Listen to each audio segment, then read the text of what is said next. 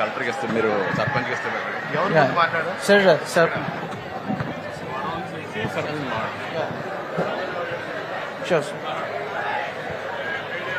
అందరికీ నమస్కారం అండి. ఈరోజు మనకి వానపల్లి పంచాయతీ ఒక గ్రామ సభ నిర్వహించడానికి సర్పంచ్ గారు అధ్యక్షతన అవన్నీ కూడా ఇప్పుడు టేక్ ఓవర్ చేసుకుంటారు. అండ్ స్పెసిఫిక్గా ఏవైతే ఉన్నాయో అవన్నీ కూడా ఎజెండా ప్రకారం వెళ్ళిపోతుందండి. ఒకసారి ఐ వాంట్ సర్పంచ్ గారు టు టేక్ ఓవర్.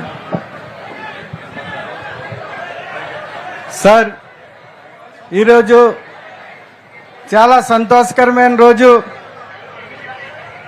ఈ రాష్ట్ర అభివృద్ధి ప్రజాదాత అయినటువంటి గౌరవనీయులు నారా చంద్రబాబు నాయుడు గారికి స్వాగతం, సుస్వాగతం. ఈ గ్రామం తరఫున సుస్వాగతం. మరియు సత్యానందరావు గారికి, మినిస్టర్ గారికి, ఎంపీ గారికి, అందరికీ ఇక్కడికి వచ్చేసినటువంటి ప్రతి ఒక్కరికి నా ప్రత్యేకమైనటువంటి ధన్యవాదాలు తెలియజేసుకుంటున్నాను. మరి ముఖ్యంగా మన ముఖ్యమంత్రి వర్యులు మరి ఈ ప్రభుత్వం ఏర్పడిన తర్వాత మన గ్రామానికి మొట్టమొదటిసారిగా మరి గ్రామ సభకు విచ్చేసినటువంటి వారికి నా ప్రత్యేకమైనటువంటి నమస్కారాలు తెలియజేసుకుంటున్నాను. మరి ఈ గ్రామంలో అనేకమైన సమస్యలు ఉన్నాయి. చాలా పెద్ద గ్రామం సార్. 10,500 ఓటర్సు, 15,500 ప్రజలు ఉన్నటువంటి గ్రామం. ఈ గ్రామంలో పాఠశాలలు 13 పాఠశాలలు, 2 హై స్కూల్స్ ఉన్నాయి సార్. మరి fair process shops 7, anganwadi 12, centres 12. ఈ రకంగా పెద్ద గ్రామం, 32 శివార్లు ఉండేటువంటి గ్రామం సార్. ఎంత చేసినా అభివృద్ధి ఇంకా ఏదో ఒకటి లోటు ఉంటూనే ఉంటుంది. మరి ముఖ్యంగా సార్, మేము అమరావతిలో జాయిన్ అవునప్పుడు ఈ వానపల్లి సంగతి నేను చూసుకుంటానని ఒక హామీ ఇచ్చారు సార్, భుజం మీద చేసి నాకు. మరి ఈరోజు మీరు ఇక్కడికి వచ్చారంటే మాకు చాలా సంతోషంగా ఉంది సార్. మా గ్రామాన్ని ఒక ప్రత్యేకమైన దృష్టితో చూసి మాకు అనేకమైన సమస్యలు ఉన్నాయి. 4 గ్రామాలు కనెక్ట్ చేసేటువంటి బ్రిడ్జి ఒకటి కూలిపోయే స్థితిలో ఉంది సార్. ఆ బ్రిడ్జిని శాంక్షన్ చేయవలసిందిగా కోరుచున్నాను. అదేవిధంగా అటకాలువ దగ్గర బ్రిడ్జి కూడా కావాలి సార్. మాకు జూనియర్ కాలేజీ లేదు సార్. జూనియర్ కాలేజీ కూడా శాంక్షన్ చేయాలని కోరుతున్నాను సార్. మరి అదేవిధంగా రోడ్లు పరిస్థితి బాగలేదు. గత 5 సంవత్సరాల నుంచి అభివృద్ధి అనేది ఈ గ్రామంలో సాగలేదు సార్. పోయినసారి మీరు 5 సంవత్సరాలు పరిపాలన చేసినప్పుడు ఈ గ్రామంలో 20 కోట్ల అభివృద్ధి పనులు చేశారు సార్. ఆ తర్వాత ఏమీ జరగలేదు. కాబట్టి మా గ్రామం యొక్క సమస్యల్ని మీ ముందు ఉంచాం సార్.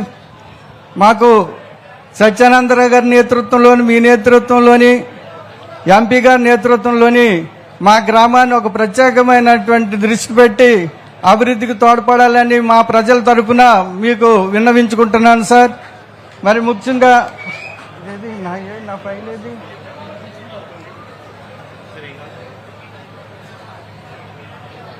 మొదలెట్టండి.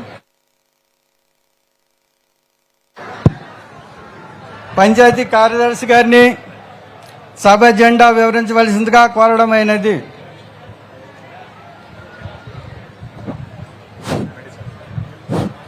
అందరికీ నమస్కారం.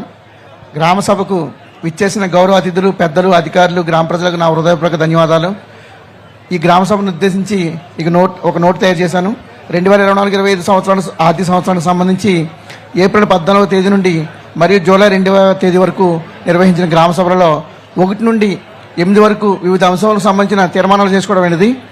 ఈరోజు స్వర్ణ గ్రామ పంచాయతీ మహాత్మా గాంధీ జాతీయ గ్రామీణ ఉపాధి హామీ పథకం గ్రామ సభ ఈరోజు ఇక్కడ వానపల్లి గ్రామంలో మన గౌరవ గ్రామ సర్పంచ్ శ్రీ పల్లి భీమారావు గారి అధ్యక్షతన జరుపుకోవడం చాలా ఆనందక విషయం.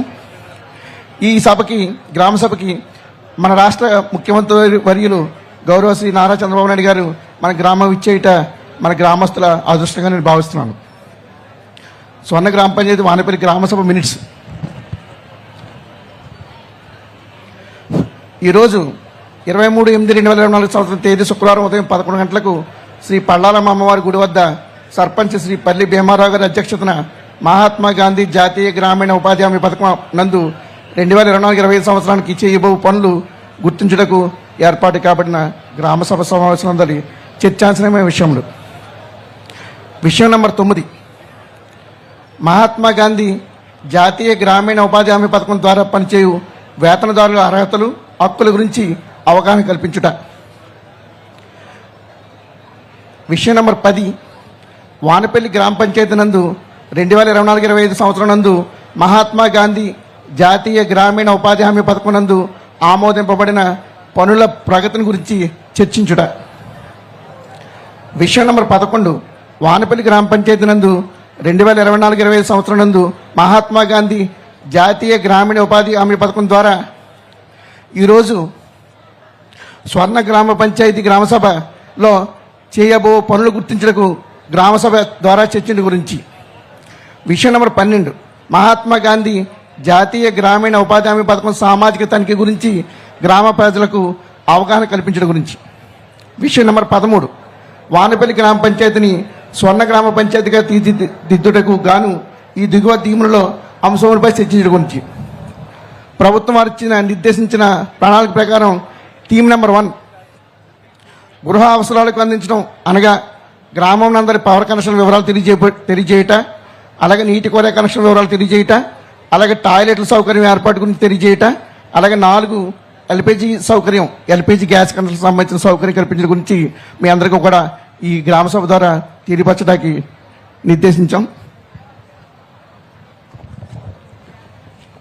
అలాగే థీమ్ నెంబర్ 2, అన్ని గ్రామ పంచాయతీల్లో మెరుగైన సాధారణ సౌకర్యాలు గ్రామం అంతా ఉమ్మడి సౌకర్యాలు కలిగించడంలో భాగంగా ఈ క్రింది సౌకర్యాలు మీకు అందించుటకు ఈ గ్రామ సభలో చర్చించడం అనేది. 1, నీటి సరఫరా పథకం. 2, డ్రైనేజీ సౌకర్యం మరియు ద్రవ వ్యర్థాల నిర్వహణ. 3, స్ట్రీట్ లైట్ సౌకర్యం. 4, సిమెంట్ కాంక్రీట్ రోడ్ల నిర్మాణం. 5, సాలిడ్ వేస్ట్ మేనేజ్మెంట్కి సంబంధించిన కార్యాచరణ. అలాగే ఈ గ్రామ సభ ద్వారా థీమ్ నెంబర్ 3, గ్రామ పంచాయతీలో ఇంటర్నల్ రోడ్లు ఏర్పాటు చేసుకోవటం. 2 గ్రామాలు మరియు మండలాలు కలుపుతూ పంచాయతీరాజ్ లింక్ రోడ్లు ఏర్పాటు చేసుకోవడానికి ఈ గ్రామ సభ ద్వారా తీర్మానించుకోవడానికి మనం నిర్ణయించుకున్నాం. అలాగే థీమ్ నెంబర్ 4, స్వయం సమృద్ధి మౌలిక సదుపాయాల కల్పన. 2, నీటి సంరక్షణ చర్యలు, ట్రెంచ్లు మరియు ఫారం పౌండ్ల ఏర్పాటు. అలాగే 3, హార్టికల్చర్ సెరికల్చర్ సపోర్టింగ్ ఇన్ఫ్రాస్ట్రక్చర్ ఏర్పాటు. 4, పశువుల షెడ్లు మరియు పశువుల మౌలిక సదుపాయాల కల్పన. ఇట్లన్నిటికి సంబంధించి మనం ఈరోజు theme number 1, theme number 2, theme number 3, theme number 4 ద్వారా ఈ గ్రామ సభలో చర్చించుకోవాలని చెప్పి తోడుతున్నాను. ఈ పై చెప్పిన విషయాలన్నింటికి సంబంధించి సంబంధిత శాఖ వారు మీకు అన్ని విషయాలు గ్రామ సభలో తెలియపరుస్తారు. సభ్యులు అందరూ కూడా ఇవన్నీ విషయాలు కూలకషంగా చర్చించుకుని ఏదన్నా కొత్త పనులు ఏదైనా ప్రగతి ఉంటే ఏదైనా కొంత తెలియవలసిందిగా కోరుతూ ఈ అవకాశం నాకు ఇచ్చిన. Okay, next. ఎంఎన్ఆర్జీసీ పనులకు సంబంధించిన ఈ క్రింది విషయంలో వివరించవలసిందిగా ఏపీడీ మల్లికార్జునరావు గారిని కోరడమైనది. ఏపీడీ మల్లికార్జునరావు గారు.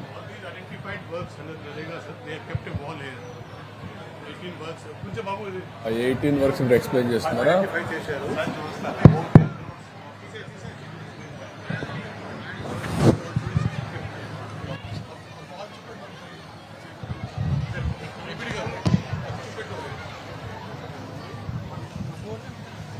కొద్దిగా అక్కడ తప్పుకోండి.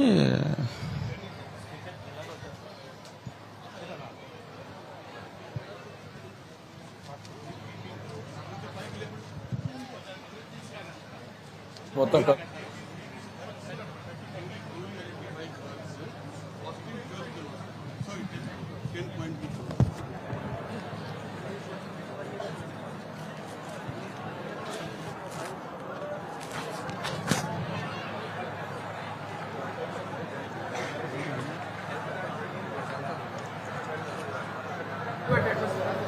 అక్కడే పెట్టి ఓకే ఓకే నేను మాట్లాడతాను.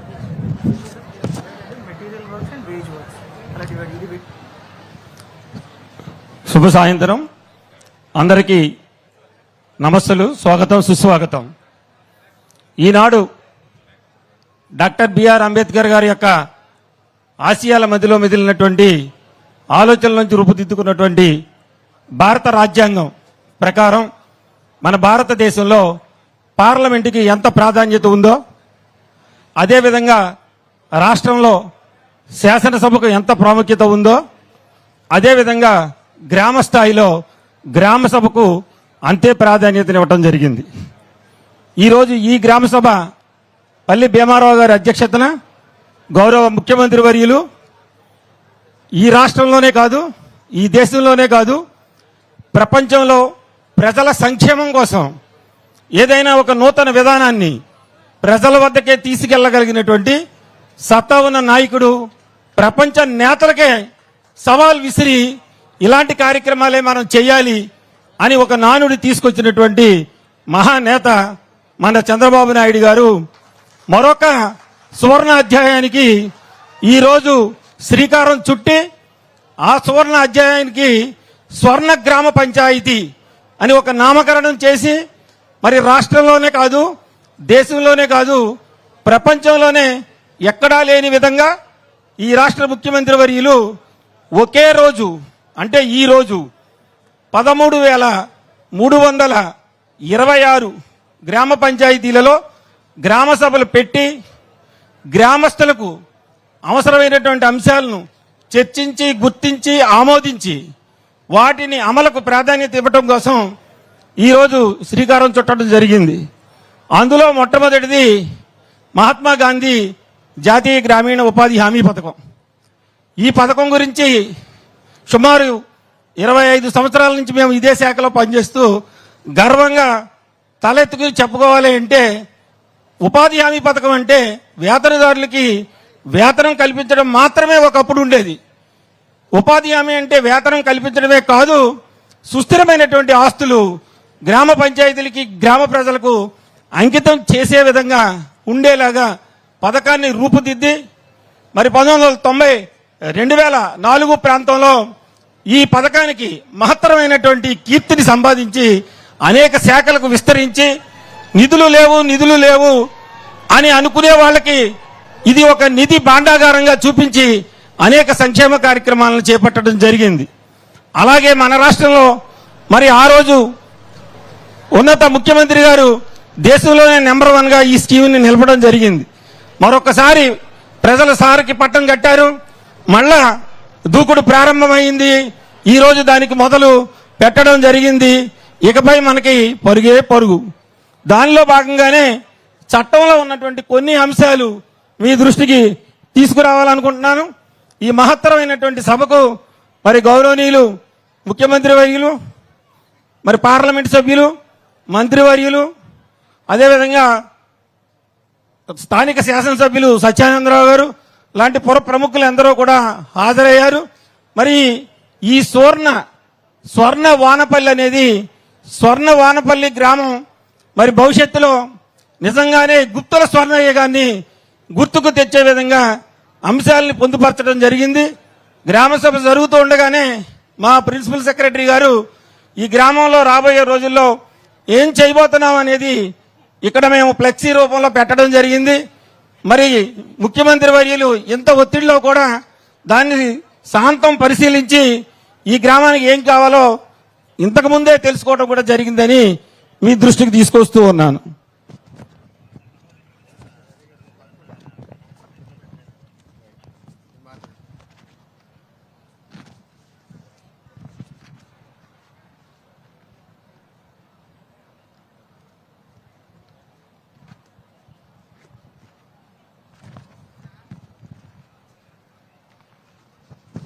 ఈ గ్రామ పంచాయతీ 10,131తో జనాభా కలిగి ఉన్నది సార్.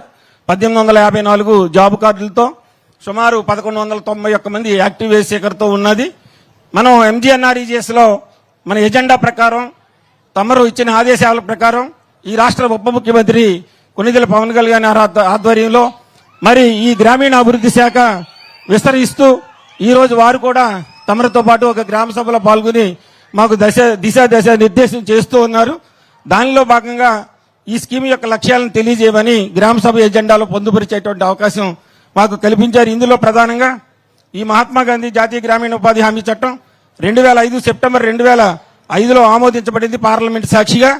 పథకాన్ని ఫిబ్రవరి 2, 2006 సంవత్సరంలో అనంతపురం జిల్లాలోని నార్పల మండలం బండ్లపల్లి గ్రామంలో తమ చేతుల మీదుగా ప్రారంభించుకోవడం జరిగింది.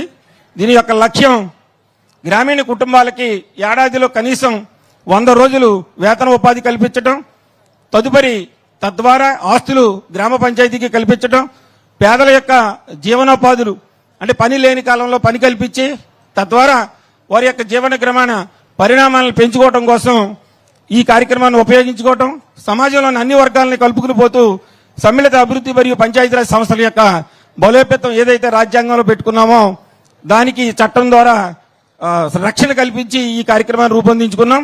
ఇందులో యంత్రాలు కానీ లేదా కాంట్రాక్టర్లు కానీ ఉండకుండా స్థానిక సభ్యులు, స్థానిక పంచాయతీ ఆధ్వర్యంలో మాత్రమే ఇది చేసే విధంగా రూపొందించబడటం జరిగింది సార్. గ్రామ పంచాయతీలో నమోదు చేసుకున్న ప్రతి కుటుంబానికి ఒక ఆర్థిక సంవత్సరంలో 100 రోజులు వేతన ఉపాధి కల్పించాలనేది మనం లక్ష్యంగా పెట్టుకున్నాం సార్. కానీ అన్ని గ్రామ పంచాయతీల్లోనూ ఈ విధమైనటువంటి పరిస్థితి మనకి ఆమోదింపబడినటువంటి పనులు కొన్ని లేకపోవడం వల్ల, కొన్ని సందర్భాల్లో ఇది జరగకపోవడం వల్ల తమరు దీన్ని దూరదృష్టితో ఆలోచించి కొన్ని రంగాలకు దీన్ని విస్తరింపజేసి వ్యవసాయ రంగానికి కూడా అనుసంధానం చేసి అనేక పంటల్ని దీంట్లో కలుపుకొని రావడం వల్ల ఇది మరింత మెరుగుదలకు అవకాశం ఏర్పడింది సార్. అలాగే పనిచేసిన వేతనాలు 15 రోజుల్లోపు చెల్లించే విధంగాను, స్త్రీ పురుషులు అనేవాళ్ళు భారతదేశంలో ప్రస్తుతానికి సమానమైనటువంటి వేతనం ఎక్కడైనా ఇస్తున్నారు అంటే అది జాతీయ గ్రామీణ ఉపాధి హామీ పథకంలోనే సార్ సమానమైనటువంటి వేతనం ఇస్తున్నాం. అదేవిధంగా ఇందులో పని చేపట్టాలి అంటే గ్రామ సభలో గుర్తించినటువంటి పనులు మాత్రమే చేయాలి. తదుపరి మండల పరిషత్తు, జిల్లా పరిషత్తు, స్థానిక సంస్థలు ఆమోదించిన తర్వాత రాష్ట్ర స్థాయిలో తమరు ఆమోదం తీసుకుని పనులు మాత్రం చేపట్టడం జరుగుతుంది సార్. అదేవిధంగా వేతనదారులు అందరూ కూడా ఆసక్తి ఉన్నవారు జాబ్ కార్డు దరఖాస్తు చేసుకోవచ్చు సార్. పని కోరిన 10 రోజుల్లో 15 రోజుల్లో పని ఇచ్చే ఏర్పాట్లు చేయడం జరుగుతుంది సార్. కొన్ని సందర్భాల్లో పని కల్పించలేకపోయినట్లయితే నిరుద్యోగ భృతి కూడా ఇమ్మని చట్టం చెప్తా ఉంది సార్. అది కూడా గ్రామస్తుల ద్వారా తమ ద్వారా గ్రామస్తుల దృష్టికి తీసుకెళ్తా ఉన్నాను సార్.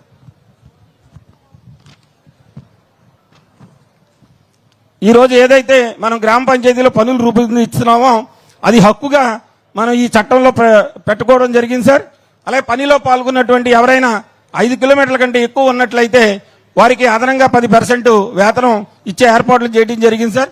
పని ప్రదేశంలో వేతనదారులు ఇబ్బంది పడకుండా మరి త్రాగునీరు, అలాగే నీడ కల్పించేటువంటి సౌకర్యం, అలాగే తమరు ఆదేశాల ప్రకారం గర్భిణీ స్త్రీలు పనికి వచ్చినట్లయితే, బాలింతలు ఎవరైనా ఉన్నట్లయితే చిన్నపిల్లలకు కూడా ఇందులో సౌకర్యాలు ఏర్పాటు చేయడం జరిగింది సార్. అలాగే వేతనాలు సకాలంలో ఇవ్వని ఎడల పరిహారంతో కూడినటువంటి వేతనాలు కూడా ఇవ్వాలని ఆదేశాలు ఉన్నాయి సార్. పని ప్రదేశంలో కూలీలకు గాయాలు తగిలినా ప్రభుత్వం తగు ఖర్చు భరించి వారిని అశాంతం ఆదుకునేటువంటి అవకాశం కూడా ఇందులో కల్పించడం జరిగింది సార్. పని ప్రదేశంలో కూలీ మరణించినా లేదా పూర్తిగా అంగవైకల్యానికి గురైతే కుటుంబానికి 50,000 ఇవ్వడం జరుగుతుంది సార్. అదే కూలీ ప్రధానమంత్రి సురక్షా బీమా యోజన కింద రిజిస్టర్ అయి ఉంటే ఆ బెనిఫిట్ 2 లక్షల వరకు కూడా మనం అందజేయడం జరుగుతుంది సార్.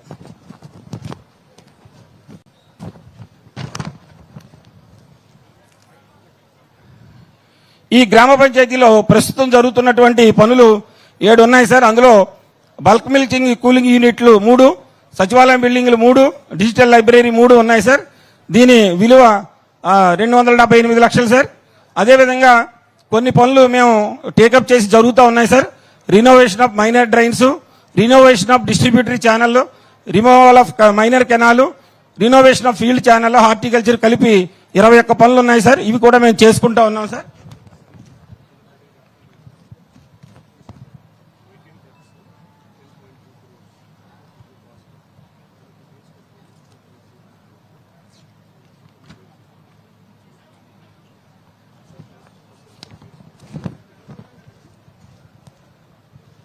గ్రామ సర్పంచ్ గారి ఆమోదంతో తమరు ద్వారా ఈ గ్రామంలో ముందస్తుగా మా జిల్లా కలెక్టర్ గారి యొక్క ఆదేశాలతోటి, అలాగే శాసనసభ్యులు గారి యొక్క ఆలోచనలు పరిగణలోకి తీసుకుని, గ్రామస్తుల అభిప్రాయాన్ని తీసుకుని 12 సీసీ రోడ్ల నిర్మాణం కోసం 9 కిలోమీటర్లు సుమారు 560 లక్షలతోటి మేము అంచనా వేయడం జరిగింది సార్.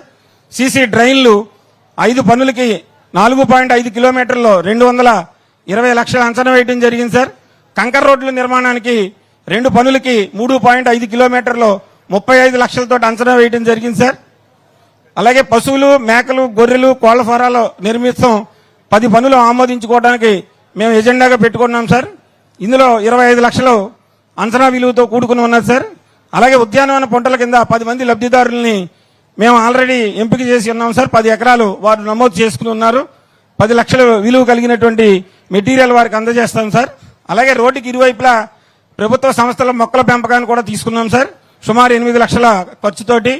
అలాగే కొబ్బరి చెట్లకి పళ్ళాలు తవ్వటం, రింగ్ ట్రెంచెస్, అది వేతనంతో కూడుకున్నటువంటి పనులు సార్. 22.5 ఎకరాలు 9 లక్షల విలువ సార్. ప్రభుత్వ సంస్థల భవనాలపై కప్పు పడినప్పుడు వర్షపు నీటి సంరక్షణ నిర్మాణం 1 తీసుకున్నాం సార్. సామూహిక ఇంకుడు గుంతల నిర్మాణం 2 తీసుకున్నాం సార్. వ్యక్తిగత ఇంకుడు గుంటల నిర్మాణం 10 తీసుకున్నాం సార్. మట్టి రోడ్ల నిర్మాణానికి 600 మీటర్లు తీసుకున్నాం సార్. చెరువు పునరుద్ధరణకి 1 తీసుకున్నాం సార్. మైనర్ డ్రైన్ల పూడికి 2 కిలోమీటర్ల నర తీసుకోవడం జరిగింది సార్. శ్మశాన వాటికి 2 పనులు తీసుకున్నాం సార్. పంట కాలువల పూడికి 1 తీసుకున్నాం సార్.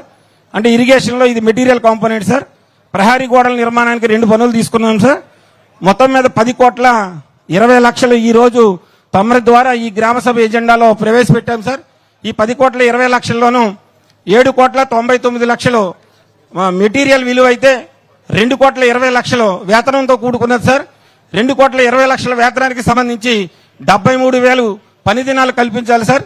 ఈ 73,000 పని దినాలకి కూడా ఈ గ్రామంలో ఉన్నటువంటి 1191 మంది లబ్ధిదారులకి రాబోయే రోజుల్లో ఇంచుమించుగా 100 రోజులు పని కల్పించడానికి మేము ప్రణాళిక రచించుకోవడం జరిగింది సార్. అలాగే నాకు ఇచ్చినటువంటి అవకాశం మేరకు ఈ ఎన్ఆర్ఈజెస్ లో ఏ పని చేసినా కూడా మరొక ప్రధానమైనటువంటి అంశం ఉంది సార్. అది సామాజిక తనిఖీ. ఈ సామాజిక తనిఖీ మేము టేకప్ చేస్తా ఉన్నాం సార్. దీనికి ప్రత్యేకమైనటువంటి విభాగం ఉన్నది.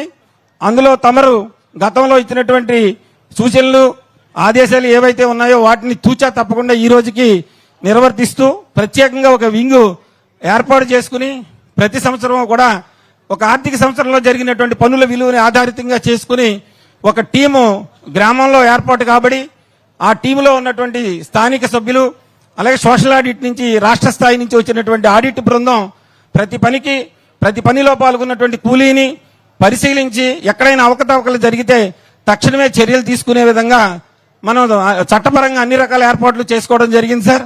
ఈ మధ్యకాలంలో తమరు అధికారంలోకి వచ్చిన తర్వాత గ్రామీణాభివృద్ధి శాఖ పవన్ కళ్యాణ్ గారికి ఇచ్చిన వెంటనే మరి గ్రామీణాభివృద్ధి శాఖ మంత్రిగా పవన్ కళ్యాణ్ గారు మొట్టమొదటి సమావేశం ఈ సోషల్ ఆడిట్ మీద నిర్వహించి గతంలో జరిగినటువంటి అవకతవకలు భవిష్యత్తులో జరగకూడదు, పారదర్శకంగా ఉండాలి, ప్రతి పని ప్రజలకు తెలియాలి, నేను జవాబుదారీగా ఉండాలి ప్రజలకు అని మరొక్కసారి పవన్ కళ్యాణ్ సార్ మాకు అందరికీ కూడా ఆదేశాలు ఇచ్చారు. మా ప్రిన్సిపల్ సెక్రటరీ గారు, మా కమిషనర్ గారు ఈ సోషల్ ఆడిట్ మీద చాలా స్పష్టమైనటువంటి వైఖరితోటి గత కొద్ది రోజులుగా గతంలో చేసినటువంటి తప్పులను కూడా సరిచేసి మరలా ఇంకొకసారి జరగకుండా ఉండే విధంగా చర్యలు తీసుకుంటా ఉన్నాం సార్. ఈ విషయాలు గ్రామసభ ద్వారా తమ దృష్టికి తీసుకుని వస్తూ తమరు 1995లో పెట్టినటువంటి ప్రజల వద్దకు పాలన అనేది ప్రపంచంలోనే ఒక చరిత్ర సృష్టించింది సార్. మరొకసారి ఈసారి మరి నేరుగా ఒకే రోజు 13,326 గ్రామాల్లో ఈ రకమైనటువంటి సభలు పెట్టి ప్రజా అవసరాలు గుర్తించడం అనేది మరొక రికార్డు సార్. ఇందులో మేము భాగస్వాములై పనిచేసే విధంగా ఎంతో సంతృప్తికరంగా ఉన్నది. పని ఒత్తిడి ఉన్నప్పటికీ కూడా సంతోషంగా పనిచేయడానికి మేము అందరం సిద్ధంగా ఉన్నామని, తమరు ఇచ్చిన ఈ అవకాశాన్ని సద్వినియోగం చేసుకుంటామని తెలియజేసుకుంటూ గ్రామస్తులకు, అధికారులందరికీ కూడా నమస్తులు తెలియజేస్తూ సెలవు తీసుకుంటాం. వివరాలన్నీ తెలియజేసినటువంటి ఏపీడీ గారికి ధన్యవాదాలు సార్. మరి ఇప్పుడు మన నియోజకవర్గ అభివృద్ధి ప్రదాత గౌరవనీయులు సత్యానందరావు గారిని ఒక సెకండ్ కూర్చో. అందరికీ నమస్కారాలు.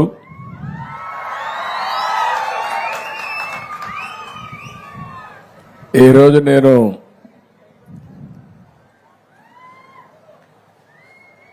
మన డిప్యూటీ ఉప ముఖ్యమంత్రి మిత్రుడు పవన్ కళ్యాణ్ గారు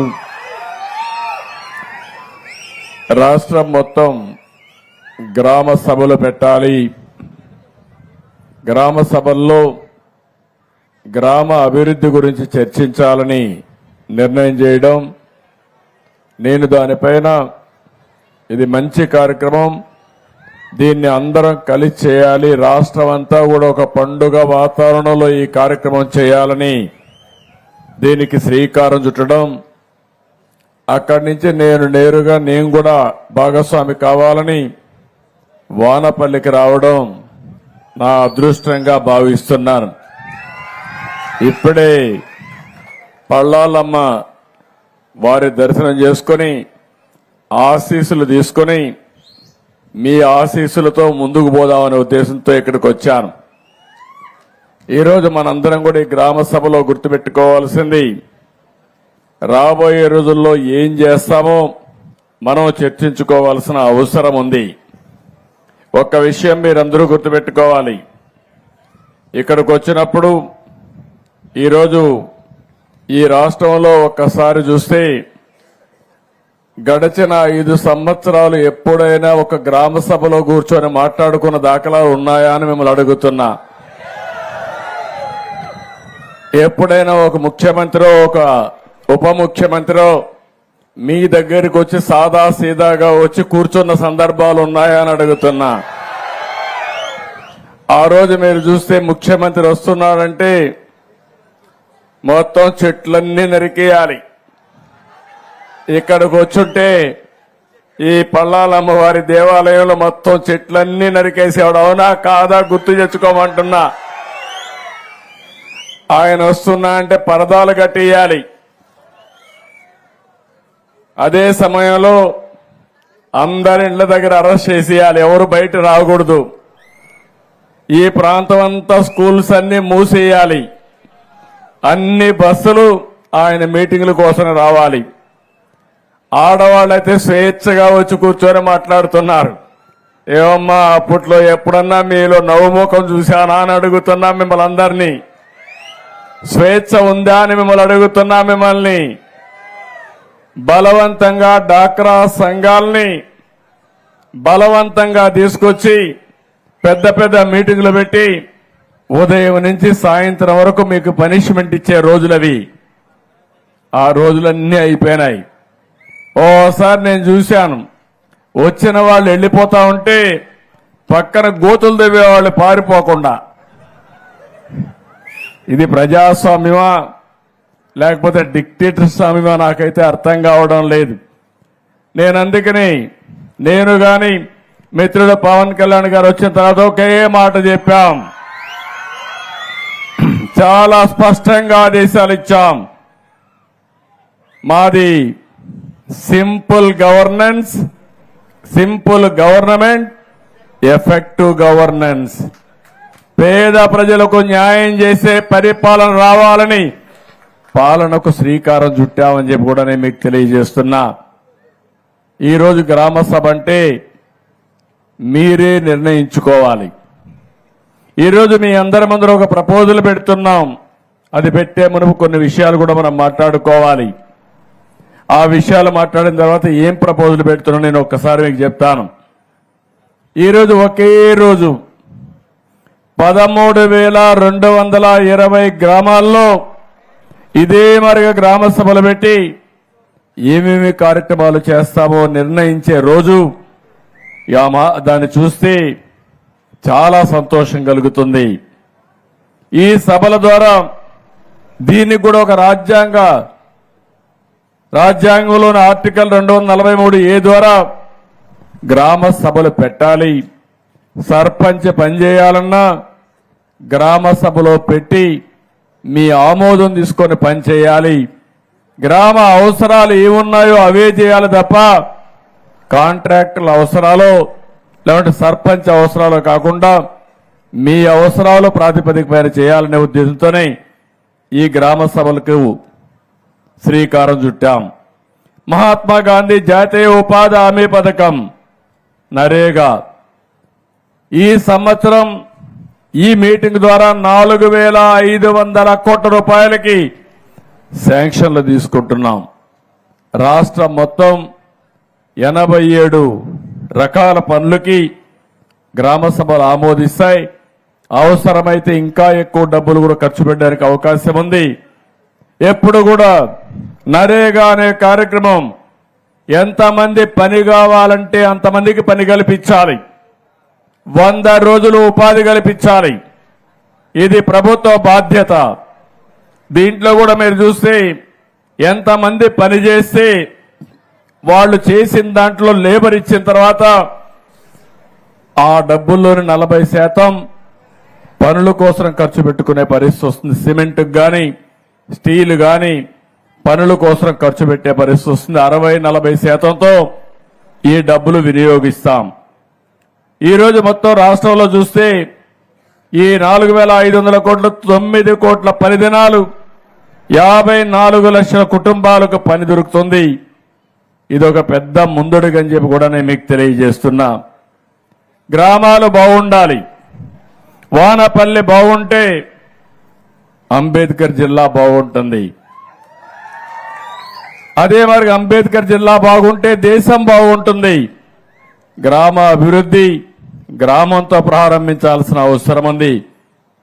మన రాష్ట్రంలో మీరు ఒకసారి గుర్తుపెట్టుకుంటే 3,54,000 మంది గ్రామీణ ప్రాంతాల్లో ఉన్నారు. 1,50,00,000 మంది టౌన్స్ లో ఉన్నారు. గ్రామాలు అభివృద్ధి చెందితేనే దేశ అభివృద్ధి అని చెప్పి కూడా నేను మీకు తెలియజేస్తున్నా. అందుకే 14-19 ఒక్కసారి గుర్తు చేసుకోండి, స్వర్ణ యుగం. అవునా కాదా అని మిమ్మల్ని అడుగుతున్నా. సిమెంట్ రోడ్లు కానీ అన్ని పనులు చేశాం. అదే సమయంలో 1924 చీకటి రాజ్యం, ఒక్క పని కాలేదు. ఎక్కడికి పోయినా డబ్బులు నాకైతే అర్థం కావడం లేదు.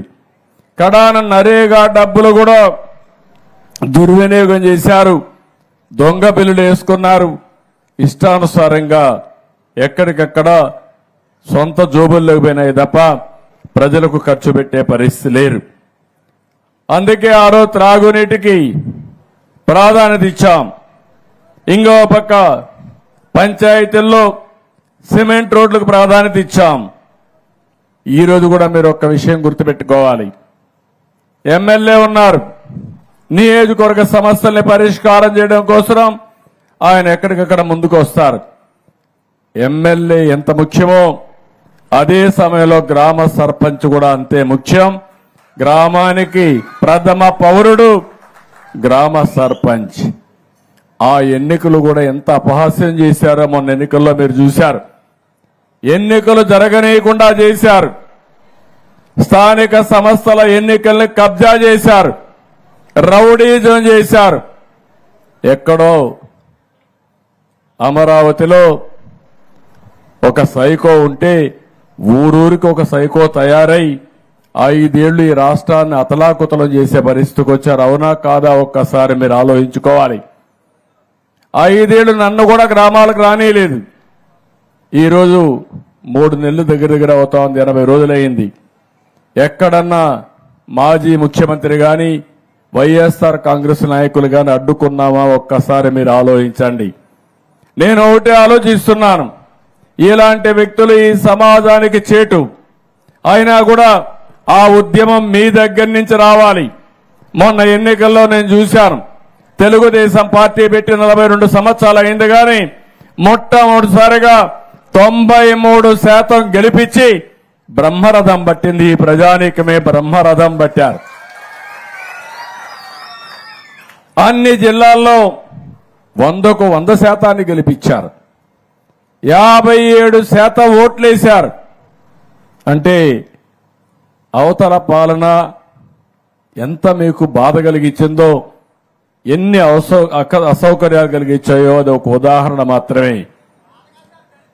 దరిద్రం మా తమ్ముడు చెప్పినట్టు బాధ కాదు, దరిద్రం రాష్ట్రానికి పట్టినటువంటి ఒక శని. తమ్ముళ్ళు ఒక్క విషయం గుర్తుపెట్టుకోవాలా మీరు, ఇప్పుడు కూడా భూతం ఉంది. ఆ భూతాన్ని పూర్తిగా భూస్థాపితం చేస్తే తప్ప ఈ రాష్ట్రానికి ఎవరు మళ్ళీ రారు. ఆ విషయం మీరు గుర్తుపెట్టుకోవాలి. మళ్ళీ అంటా ఉందా భూతం లేసి నేను వస్తానని. ఏం చేస్తారు? ఏం చేస్తారు తల్లి? మీకు మంచి కావాలంటే, మీ భవిష్యత్తు ఉజ్వల భవిష్యత్తు కావాలంటే ఇలాంటి భూతాల్ని పూర్తిగా భూమిలో చిరస్థాయిగా ఏం చేయాలి? పాతేయాలి. కాంక్రీట్ కూడా వేయాలి మళ్ళా లేకుండా. అప్పుడే ఇది సాధ్యం అవుతుంది. ఇప్పుడు ఉన్నాడు మిత్రుడు పవన్ కళ్యాణ్ గారు. నేను పోతే మీరు ఒక విషయం చూడండి. మాకంటే గొప్ప వ్యక్తి, పెద్ద చదువుకున్నాడా, నెత్తిన రూపాయి పెట్టి ఆలం వేస్తే ఒక్క పైసాకు పోడు. అలాంటి వ్యక్తి ఏమేం చేశాడో మీరే చూశారు. అందుకే ఈరోజు నేను మిమ్మల్ని అందరినీ కోరేది, మా ఆలోచన ఒకటి, ఒకసారి కంపేర్ చేసుకోవాలి. 2014-19లో 27,444 కిలోమీటర్లు సిమెంట్ రోడ్లు వేశాం. మనం ఉండుంటే 100% సిమెంట్ రోడ్లు అయిపోయేటివి. 5 ఏళ్లలో 6,643 కిలోమీటర్లు వేశారు. మీ గ్రామాల్లో చెత్త ఉంది. ఆ చెత్త కూడా ఒకప్పుడు మీరు చూస్తే మరుగుదొడ్లు లేకుండా రోడ్డు మీద చెత్తేసి రోడ్ని మరుగుదొడ్డుగా వాడుకున్న రోజులవి. నేను అందుకనే స్వచ్ఛ భారత్లో భాగంగా మా ఆడబిడ్డలు బాధపడకూడదని ఆత్మ గౌరవం పేరుతో మరుగుదొడ్లు కట్టించిన ఏకైక ప్రభుత్వం తెలుగుదేశం ప్రభుత్వం. ఆ విషయం మీరు గుర్తుపెట్టుకోవాలి. అదేవిధంగా చెత్త నుంచి సంపద సృష్టించాలని వానపల్లిలో మీ ఇంట్లోనే వచ్చి చెత్త మీ ఊర్లోనే వేస్ట్ కాంపోస్ట్ కింద తయారు చేసి అది మీ పొలాలకు ఉపయోగించుకుంటే లాభదాయకమని అలాంటి కార్యక్రమానికి శ్రీకారం చుట్టాం. ఇలాంటివి దగ్గర రాష్ట్రంలో 9,838 కేంద్రాలు ఏర్పాటు చేసి రంగులు కొట్టుకున్నాడు. రంగుల పిచ్చోడు.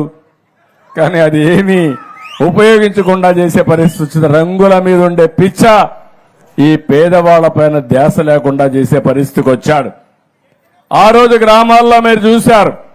నేను ఒకటే ఆలోచించాను, ఎల్ఈడి బల్బులన్నీ పెట్టాను.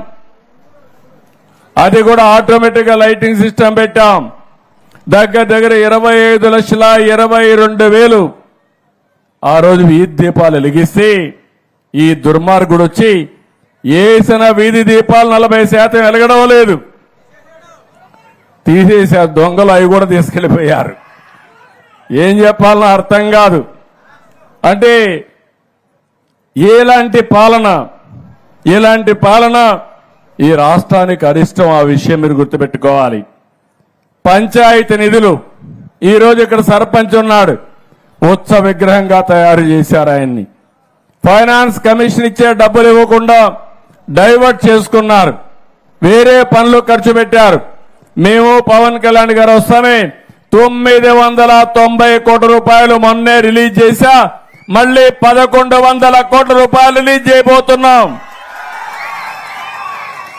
అంటే దగ్గర 2,100 కోట్ల రూపాయలు రాబోతుంది. ఇది కాకుండా నరేగా కింద డబ్బులు వస్తాయి. ఇవన్నీ వస్తే గ్రామాల్లో అభివృద్ధి జరుగుతుంది. గ్రామాల్లో అభివృద్ధి కళ ప్రారంభిస్తామని చెప్పి కూడా నేను మీకు తెలియజేస్తున్నా. పంట కుంటలు 8,97,000 తవ్వాం. 5 ఏళ్లలో ఒకటి లేదు. హార్టికల్చర్ పనులైతే 3,60,000 ఎకరాలకు ఇచ్చాం. 5 ఏళ్లలో 1 ఎకరాకి ఇవ్వాల. ప్రతి ఒక్క దిక్కడ ఏవైతే ఈరోజు మహాత్మా గాంధీ జాతీయ గ్రామీణ ఉపాధి హామీ పథకం ఉందో నోటీస్ బోర్డులు పెట్టాం. ఊర్లలో సోషల్ ఆడిట్ చేశాం. ప్రజా చైతన్యం తీసుకొచ్చాం. 5 ఏళ్లలో ఎక్కడ చేశాడో ఎవడికి తెలియదు. ఎక్కడ భోంచేశారో ఎట్లా అరిగిందో కూడా నాకైతే అర్థం కావడంలా. అలాంటి దుర్మార్గమైన కార్యక్రమాలు చేసే పరిస్థితికి వచ్చారు. ఎన్టీఆర్ జలసిరి కింద 32,693 బోర్లు వేసి పంప్ సెట్లు పెట్టాం. ఈయన కూడా మాట్లాడు 2,550 పంప్ సెట్లు మాత్రం పెట్టే పరిస్థితికి వచ్చారు. ఆ రోజు మీరు చూస్తే ఓడిఎఫ్కి వెళ్ళాం. 18లోనే ఓడిఎఫ్ డిక్లేర్ చేసి ఓడిఎఫ్ ప్లస్ అనే కార్యక్రమంతో ముందుకు పోతే కనీసం వచ్చిన డబ్బులు స్వచ్ఛ భారత్లో ₹1 ఖర్చు పెట్టుకునే పరిస్థితిలో లేరు. అందుకే నేను మిమ్మల్ని అందరినీ ఒకటే కోరుతున్నా, ఈరోజు రాబోయే 5 సంవత్సరాల్లో 17,500 కిలోమీటర్లు సిమెంట్ రోడ్లు అయిపోతున్నాం. ఈరోజు ఈ గ్రామంలో వానపల్లిలో ఒకటే హామీ ఇస్తున్నా, ఈ 2-3 ఏళ్లలో ప్రతి ఒక్క వీధికి సిమెంట్ రోడ్ వేసే బాధ్యత మాది. మట్లో తిరిగే పని లేదు. ఏం తమ్ముడు, అన్ని గ్రామాలు ఇక్కడే కాదు, వానపల్లె కాదు, వానపల్లి పంచాయతీ రాష్ట్రంలో అన్ని పంచాయతీలు చేస్తాం. 5 ఏళ్లలో మీ ఇంటికి పోవాలంటే ఎక్కడి నుంచి వచ్చినా మట్టి అంటకుండా మీ కాళ్ళు నేరుగా ఇంటికి పోయేట్టుగా చేసే బాధ్యత మాది. ఎందుకు ఇది సాధ్యం కాలేదని నేను అడుగుతున్నా. ఇంకో పక్క మీరు ఒకసారి చూస్తే ఇది అవుతానే సిమెంట్ డ్రైన్స్, ఏవైతే గ్రామంలో మురికి కాలువలు కావాలి, మురికి కాలువలు లేకపోతే సిమెంట్ రోడ్లు వచ్చిన తర్వాత ఆ నీళ్లన్నీ ఇంటి ముందరుంటే చాలా భయంకరంగా ఉంటుంది. అందుకే మురికి కాలువల పైన ప్రాధాన్యత పెడుతున్నాం. 10,000 కిలోమీటర్ల మురికి కాలువలు నిర్మాణం చేసే బాధ్యత తీసుకుంటాం. వానపల్లి గాని పంచాయతీల్లో గాని ఒకటే హామీ ఇస్తున్నా, ఈ గ్రామాలన్నింటిలో 100% మురికి కాలువలు నిర్మాణం చేసే బాధ్యత తీసుకుంటామని చెప్పి కూడా నేను మీకు తెలియజేస్తున్నా.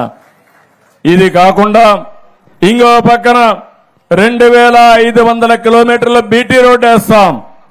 4 లక్షల ఎకరాల్లో నరేగా పనులు చేస్తాం. 5 లక్షల పంట కుంటలు దోతాం. ఇవి కాకుండా మీ పశువుల కోసం షెడ్లు కట్టడానికి ఆవులుంటే ఆవులకు గాని, గేదెలుంటే గేదెలకు గాని, మేకలకు గాని షెడ్లు కట్టడానికి ఆ రోజు ఆర్థిక సహాయం చేశాం. మళ్లీ రాష్ట్రంలో ఒక పద్ధతి ప్రకారం చేస్తాం. 1,50,000కు శ్రీకారం చుడతాం. ఈ గ్రామంలో నేను వచ్చాను కాబట్టి 100% ఎవరెవరికి షెడ్లు కావాలో కట్టించే బాధ్యత మాదని మీ అందరికీ హామీ ఇస్తున్నా. ఈ కార్యక్రమమే కాకుండా చెత్త నుంచి సంపద సృష్టించే కార్యక్రమం. మనం చెత్తని రోడ్ల మీద వేసి తగలబెట్టి ఆ వాసన, ఆ స్మెల్ లేకపోతే ఆ పొగ చాలా భయంకరంగా ఉంటాయి.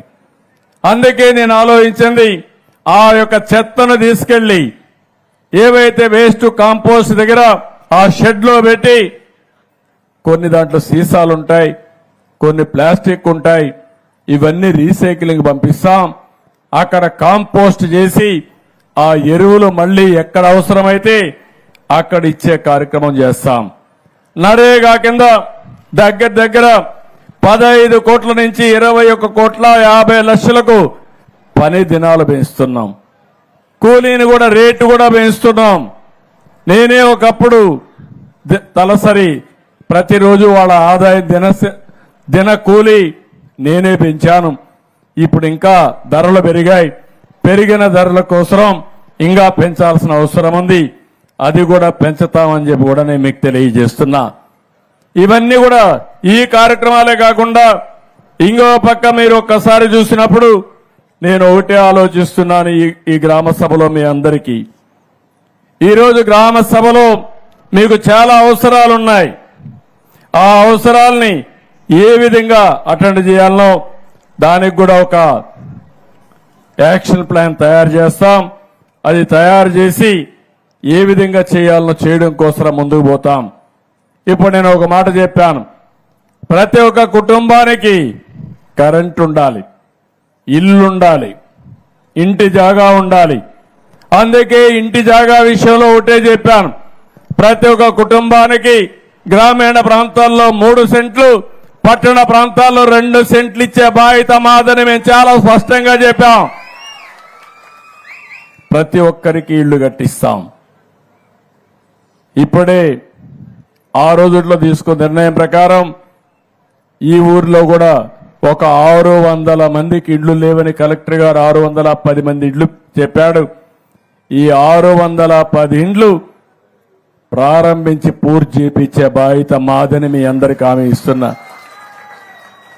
రాష్ట్రంలో ఏ గ్రామంలో కూడా ఇల్లు లేదనకుండా ప్రతి ఒక్కరికి ఇల్లు కట్టించే బాధ్యత, ఆ ఇంటికి మళ్లీ కరెంటు లేకపోతే కరెంట్ ఇచ్చే బాధ్యత, మంచినీళ్ల కొళ్ళాయి ద్వారా మంచినీళ్లు ఇచ్చే బాధ్యత.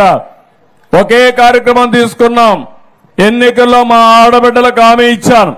ఆ హామీ ప్రకారం మీ ఇంటికి కొళ్ళాయి ద్వారా ట్యాప్ ద్వారా సురక్షితమైన మంచినీళ్లు ఇస్తా ఉన్నాం.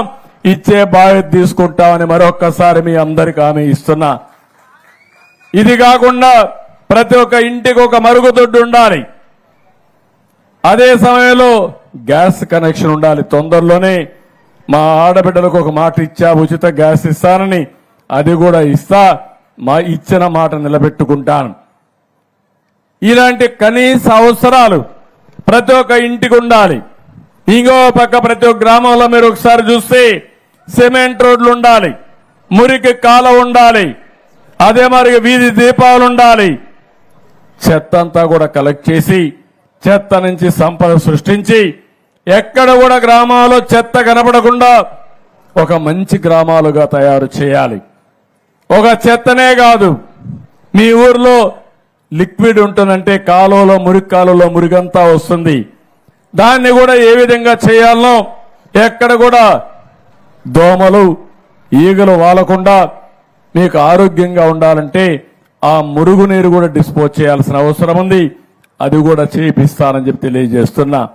అక్కడి నుంచి నేను ఆలోచిస్తున్నాను, ఈ ఊర్లో మీరు ఎక్కడికి పోవాలన్నా, కొత్తపేటకు పోవాలన్నా, అమలాపురం పోవాలన్నా, కాకినాడ పోవాలన్నా, రేపు పోర్టుకు పోవాలన్నా, ఎయిర్పోర్టుకు రాజమండ్రికి పోవాలన్నా ఒక మంచి రోడ్డు వ్యవస్థ ఏర్పాటు చేసే బాధ్యత కూడా తీసుకుంటాం. మీ గ్రామానికి దగ్గరని ప్రైమరీ హెల్త్ సెంటర్ ఉండేదిగా, మీ పశువుల ఆసుపత్రి ఉండేదిగా, మీ పిల్లల చదువు కోసం ఏం కావాలనో అవన్నీ చేయడానికి ముందుకు పోతామని చెప్పి కూడా నేను మీకు తెలియజేస్తున్నా. ఇవన్నీ అవసరాలు. ఇవి ఎన్నో సంవత్సరాలుగా చేసుకోలేకపోయాం. ఈ రోజు రోడ్లు చూశారు. 5 సంవత్సరాల్లో ఒక్క పైసా డబ్బులు ఖర్చు పెట్టకుండా అన్ని రోడ్లు గోతులు పడ్డాయి. ఇప్పుడు గోతులను చూస్తామంటే ఏం చేయాలని అర్థం కావడం లేదు. భయంకరంగా దానికి డబ్బులు లేని పరిస్థితి వచ్చింది. 10 లక్షల కోట్ల రూపాయలు అప్పులతో ప్రారంభించాం. జీతాలు కూడా ఇవ్వలేని పరిస్థితి, కనీసం పేదవాడికి పింఛన్ ఇవ్వలేని పరిస్థితి.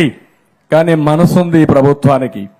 అదే సమయంలో మీరు ఒక మంచి నిర్ణయం చేశారు. ఆ నిర్ణయం 21 మందిని ఎంపీలు గెలిపించారు ఎన్డీఏకి. ఆ 21 మంది కేంద్రంలో కూడా మన సహకారం కీలకమయ్యే పరిస్థితి వచ్చింది. ఎన్డీఏలను ఉన్నాం. మీరిచ్చిన గుర్తింపు మీ సంక్షేమానికి ఉపయోగించాలని, ఈ రాష్ట్ర అభివృద్ధి కోసం ఉపయోగించాలని ముందుకు పోతున్నాం. అందుకే ఇవన్నీ కూడా ఒక నిర్దిష్టమైన కార్యక్రమాలతో ఈరోజు ఒక దీనికోసం ముందుకు పోయే పరిస్థితికి వచ్చాం. మొన్నే మీరు చూశారు, నేను మొదటిసారి 5 సంతకాలు పెట్టాను. మొదటి సంతకం మా తమ్ముళ్లకు ఉపాధి కల్పించడానికి డిఎస్సి, మెగా డిఎస్సి 16,347 ఉద్యోగాలు ఇప్పిస్తున్నాం. రెండోది పెట్టుబడులు తెస్తాం. నేను ఒక మాట ఇచ్చాను, నా ఆలోచన అంతా ఈ యువతకు ఉపాధి కల్పిస్తే ప్రపంచాన్ని జయించే శక్తి ఈ పిల్లలకుంది. అది చేసి చూపిస్తానని చెప్పి కూడా నేను మీ అందరికీ హామీ ఇస్తున్నా. ఇది కాకుండా రెండో సంతకం ల్యాండ్ టైటిలింగ్ యాక్ట్ రద్దు చేసని పెట్టా. మీరందరూ చూస్తున్నారు. ఇప్పుడు కూడా మీది పట్టాదారు పుస్తకం మీది. మీ నాన్న మీ తాతో భూమి ఇచ్చాడు. బొమ్మ ఎవరిది? బొమ్మ ఎవరిది అంటున్నా. ఇది న్యాయమా ఇది అని అడుగుతున్నా మిమ్మల్ని. వాళ్ళ తాత ఇచ్చాడా? వాళ్ళ నాన్న ఇచ్చాడా మీకు ఆ భూమి? కాదు. వేస్తే మీ ఫోటో వేయాలి దానిపైన. అందుకే నేను ఒకటే ఆలోచించాను, అది కూడా నిర్ణయం చేశాం. రాజా ముద్రతో మళ్లీ పట్టాదారు పాసు పుస్తకాలకు మీకు ఇచ్చే బాధ్యత మాది.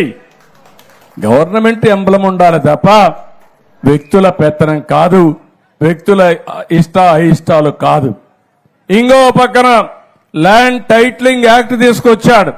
అది చూస్తే నాకే భయం వేస్తా ఉంది. నా భూమి కూడా నా పేరుతో ఉండదు ఆ చట్టంగా అమల్లోకి వస్తే. అలాంటి ఒక భయంకరమైన చట్టాన్ని తీసుకొచ్చాడు. ఆయన సాక్షిలో ఉండే గుమస్తాలు పెట్టుకుని మీ భూమి ఎవరికి కావాలంటే ఒకటి రాయిస్తే ఇంకా మీరు కోర్టుకు పోవాలంటే కూడా లేకుండా నేరుగా వానపల్లి నుంచి అమరావతి హైకోర్టుకు రావాలి. ఎంతమంది వస్తారు హైకోర్టుకు అని అడుగుతున్నా. ఇలాంటి దుర్మార్గమైన ఆలోచనలు మనందరి జుట్టు పట్టుకొని ఆడించాలనుకుంటే భగవంతుడు ఇప్పుడు అతన్ని ఎక్కడ పెట్టాలో అక్కడ పెట్టే పరిస్థితికి వచ్చారు. అది చరిత్ర అని చెప్పి కూడా నేను మీకు తెలియజేస్తున్నాను. అందుకే నిన్న మొన్న అంటున్నాడు మీరు హోదా ఇవ్వలేదు కానీ ఆయనకు హోదా కావాలంటే ప్రతిపక్ష హోదా. ప్రజలు ఇస్తే వచ్చేది హోదా, ప్రజలు గెలిపిస్తే వచ్చేది పదవి.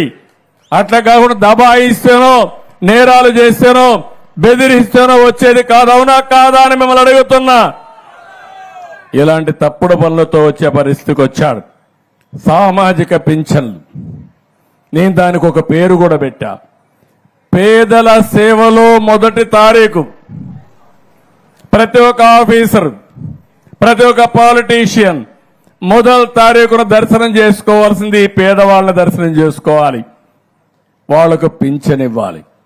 3,000 రూపాయలు పింఛన్ ఉంటే ఒకేసారి 4,000 రూపాయలు పింఛన్ పెంచిన పార్టీ ఎన్డీఏ గవర్నమెంట్. అవునా కాదా అని మిమ్మల్ని అడుగుతున్నా. ఆ రోజు అన్నారు ఈ పింఛన్ ఇవ్వాలంటే వాలంటీర్లు ఉండాలని. వాలంటీర్లు లేకుండా ఉన్నారని దగ్గర మంచి మేలో జూన్లో మీరు చూస్తే 35 మందిని చంపేశారు ముసలివాళ్ళని ఎండలో తిప్పి. నేనన్నా 1 గంట నాకు అధికారం ఉంటే ఏం చేస్తానో చేసి చూపిస్తానని చెప్పి ఈరోజు మీరు చూశారు.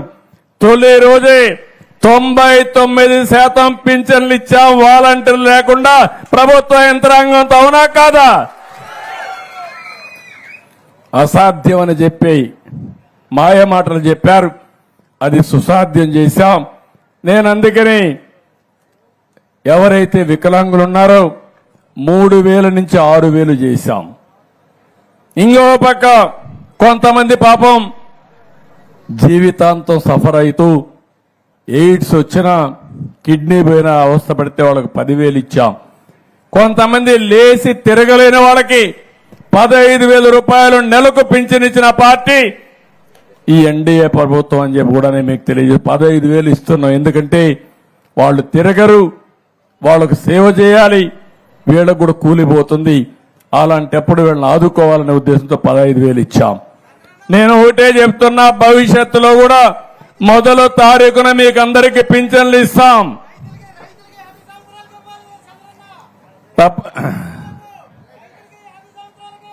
తమ్ముడు డబ్బులు వస్తే అన్ని మీకే ఇచ్చేస్తా. నేను సంపాదించేది కష్టపడి మీకోసరమే. సంపద సృష్టిస్తా, ఆ సంపద పేదవాళ్లకు పంచుతానే ఉంటా.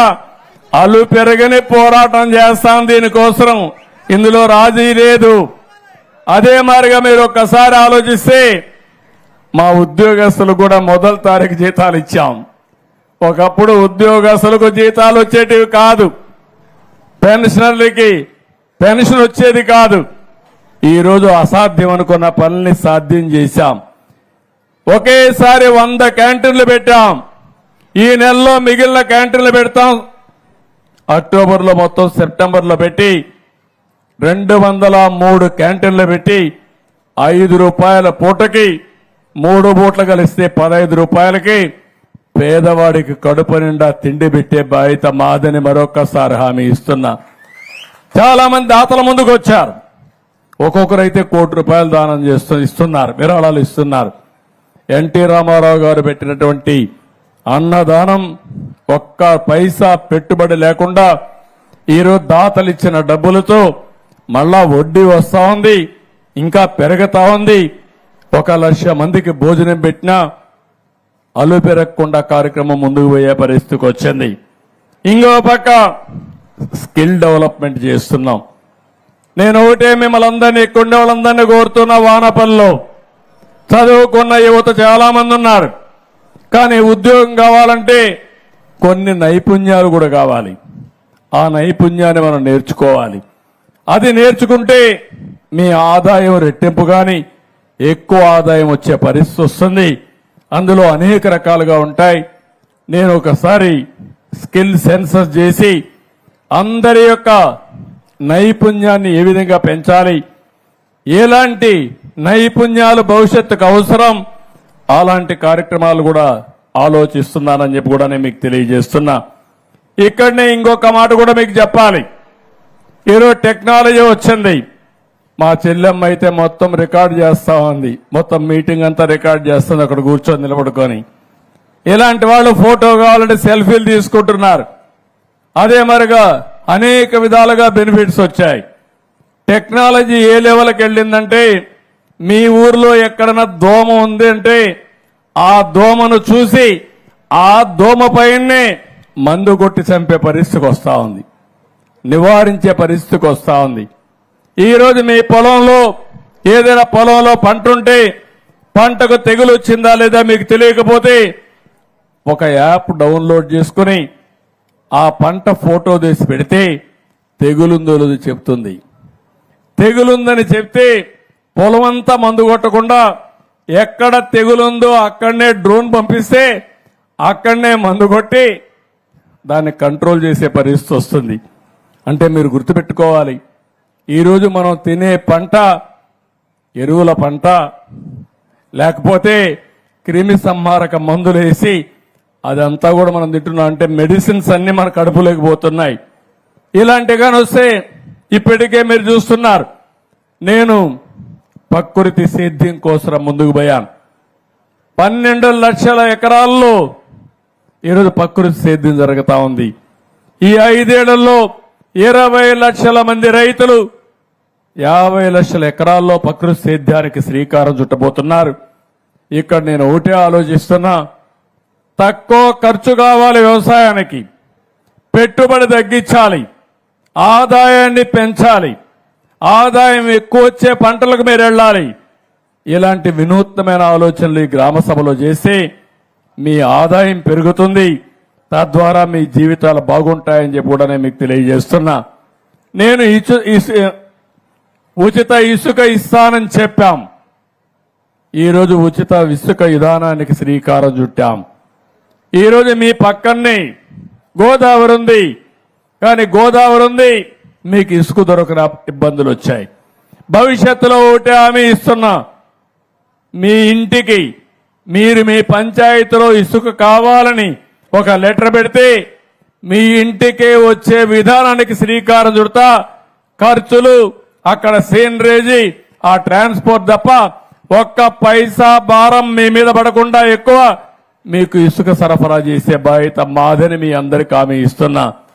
దీంట్లో చిన్న చిన్న సవాళ్లు ఉన్నాయి. కొంతమంది ట్రాన్స్పోర్ట్లు కొడుతున్నా. మీరు కూడా గుర్తుపెట్టుకోవాలి, మీ వ్యాపారాలు జరగాలి కానీ పేద ప్రజల్ని వేధించే మార్గం ఉండకూడదు. మీరు రావడం 2-3 రోజుల లారీ అక్కడ పెట్టుకోవడం, అక్కడి నుంచి 2 రోజుల వెయిటింగ్ ఛార్జీలు కూడా ఎవరైతే వినియోగదారు ఉన్నాడో ఇసుక కావాలని వాళ్ళు ఎత్తినేసే పరిస్థితికి వచ్చారు. అందుకే నేను ఒకటే మాట చెప్పాను, ఎవరు కావాలన్నా ఇసుక బుక్ చేసుకుంటారు, లారీ వస్తుంది, ఆ లారీలో గంటలో లోడ్ చేస్తారు, నేరుగా తీసిపి వదిలేసి వస్తారు. ఒక నూతనమైన విధానానికి శ్రీకారం చుట్టాం. సెప్టెంబర్ 11 నుంచి ఈ విధానానికి శ్రీకారం చుట్టి ఇప్పుడు కూడా రిజిస్ట్రేషన్ చేసుకోమన్నాం. రిజిస్ట్రేషన్ చేసుకుంటేనే ఇసుక నేరుగా మీ ఇంటికి వచ్చే విధానం. మీ సచివాలయానికి పోయి మీకు ఎంత ఇసుక కావాలనో ఆ ఇసుక రిజిస్ట్రేషన్ చేసుకుని డబ్బులు కట్టేస్తే నేరుగా లారీతో మీకు వస్తుంది. మీరే లారీ తీసేపోయి తీసుకొచ్చుకుంటామంటే దానికి కూడా మీకు ఒక టోకెన్ ఇస్తారు, మీరే పోయి తెచ్చుకోవచ్చు అని చెప్పి నేను మీకు తెలియజేస్తున్నా. ట్రాక్టర్ అవసరమైతే ట్రాక్టర్ కూడా తీసేపోయి మీరే తెచ్చుకోవచ్చు. ఇంకో పక్క ఈ సంవత్సరం వర్షాలు కూడా పడ్డాయి. నిన్న కూడా వర్షం పడింది. నేను వచ్చే వరకు వర్షం పడతా ఉంది, శుభ సూచకం. వరుణ దేవుడు కూడా కరుణించాడు. ఇంకా రాబోయే రోజుల్లో కరువు అనే మాట లేకుండా చేసుకోవడానికి శ్రీకారం చుడుతున్నాం. మీ పక్కనే పోలవరం ఉంది. పోలవరం రాష్ట్రానికి ఒక వరం. కానీ దుర్మార్గుడు వచ్చి అక్కడ పోలవరాన్ని కూడా గోదావరిలో కలిపేశాడు. డయాఫామ్ వాల్ నాశనం అయిపోయింది. కాఫర్ డ్యాములు దెబ్బతిన్నాయి. గైక్ బండ్ దెబ్బతినింది. 2021కి అయిపోవలసిన ప్రాజెక్టు ఈరోజు మొత్తం పడకేసే పరిస్థితి వచ్చింది. మొన్నే 2 సార్లు ఢిల్లీకి వెళ్ళా. కేంద్ర మంత్రిని కన్విన్స్ చేశాం. ఎక్స్పర్ట్ కమిటీ వేశారు. ఈ దుర్మార్గుడు చేసిన పనికి మళ్ళా డయాఫామ్ వాళ్ళు కొత్తది కట్టాల్సి వస్తా ఉంది. కొత్తది కట్టకపోతే ఒకవేళ ఏదైనా ప్రమాదం జరిగితే తూర్పు గోదావరి జిల్లా, పశ్చిమ గోదావరి జిల్లా 2 కూడా మునిగిపోయే పరిస్థితి, కొట్టుకుపోయే పరిస్థితికి వస్తాయి. అందుకని 440 కోట్ల రూపాయలతో ఆ రోజు పూర్తి చేశాం. అది పోయింది. ఇప్పుడు 990 కోట్ల రూపాయల అదనపు భారం పడతా ఉంది. అయినా కూడా పర్వాలేదు, మీ క్షేమం కోసం కొత్త డయాఫామ్ వాల్ ప్రారంభిస్తాం. తొందరలోనే వీలైనంత తొందరలో పోలవరాన్ని పూర్తి చేసి మీకు 3 పంటలు కావాలని మీకు ఇస్తాం. రాష్ట్రానికి మొత్తం నీటి సరఫరా చేసే బాధ్యత ఈ పోలవరం తీసుకుంటుందని చెప్పి కూడా మీకు తెలియజేస్తున్నా. ఇది కాకుండా మొన్నే రైతులకి 1674 కోట్ల రూపాయలు ధాన్యం బకాయిలు చెల్లించాం. భవిష్యత్తులో ఒకటే చెప్తున్నాను, మీరు ధాన్యం ఇచ్చినటువంటి 2 రోజులకు 48 గంటల్లో మీకు డబ్బులు ఇచ్చే బాధ్యత మాదని మీ అందరికీ హామీ ఇస్తున్నా. ఒక నిర్దిష్టమైన విధానాలతో ఈ ప్రభుత్వం మేము ముందుకు వస్తాం. ఎక్కడికక్కడ ఒక బాధ్యతాయుతంగా జవాబుదారితనంతో కార్యక్రమాలు చేస్తాం. ఎంత దుర్మార్గం అంటే కేంద్రం కొన్ని వేల కోట్ల రూపాయలు వివిధ కార్యక్రమాలకు ఇస్తారు. ఆ డబ్బులంతా డైవర్ట్ చేయడం, దుర్వినియోగం చేయడం. ఇప్పుడు కేంద్రం డబ్బులు కూడా ఇవ్వలేని పరిస్థితి వచ్చింది.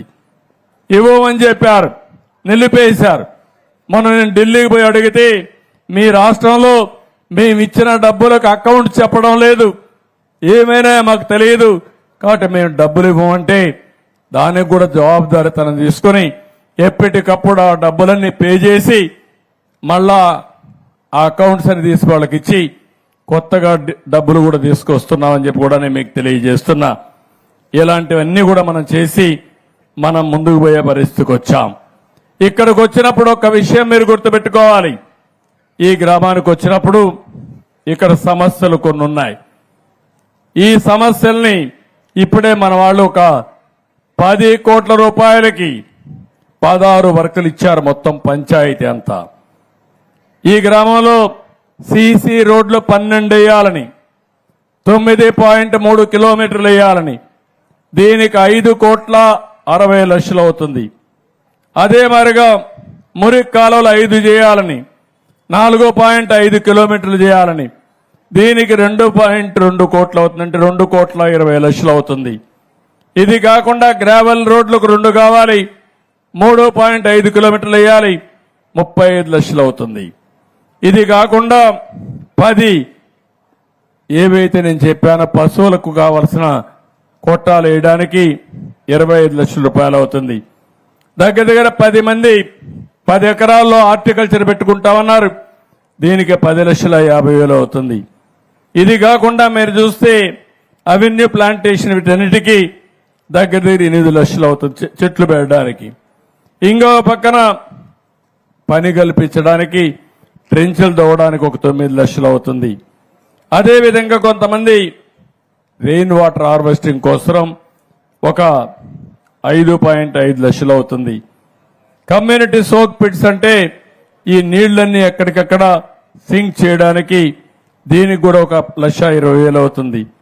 ఇవి కాకుండా కొంతమంది ఇండివిజువల్ గా మేము కూడా దూకోవాలన్నారు మరుగుదొడ్డు కోసం. అలాంటి వారికి సోక్ పిట్ దోగితే ఒక 60 లక్షలు కావాలన్నారు. ఇవి కాకుండా ఇంకొక పక్క దగ్గర దగ్గర 600 మీటర్లు మట్టి మురం రోడ్డు కావాలన్నారు, దీనికి కూడా 3,60,000 అవుతుంది. ట్యాంక్ రిపేరుకు ఒక 12 లక్షలు అవుతుంది. కాలువల రిపేరుకి 4,85,000 అవుతుంది. బరియల్ గ్రౌండ్కి మొత్తం ల్యాండ్ చేసి కాంపౌండ్ వాళ్ళు కట్టాలంటే 1,20,00,000 అవుతుంది. అది కూడా ప్రపోజల్ పెట్టారు. ఇది కాకుండా ఫీల్డ్ కాలువలకి 46,000 అవుతుంది. అదే సమయంలో కాంపౌండ్ వాల్స్ కట్టాలన్నారు, 10 లక్షలు అవుతుంది.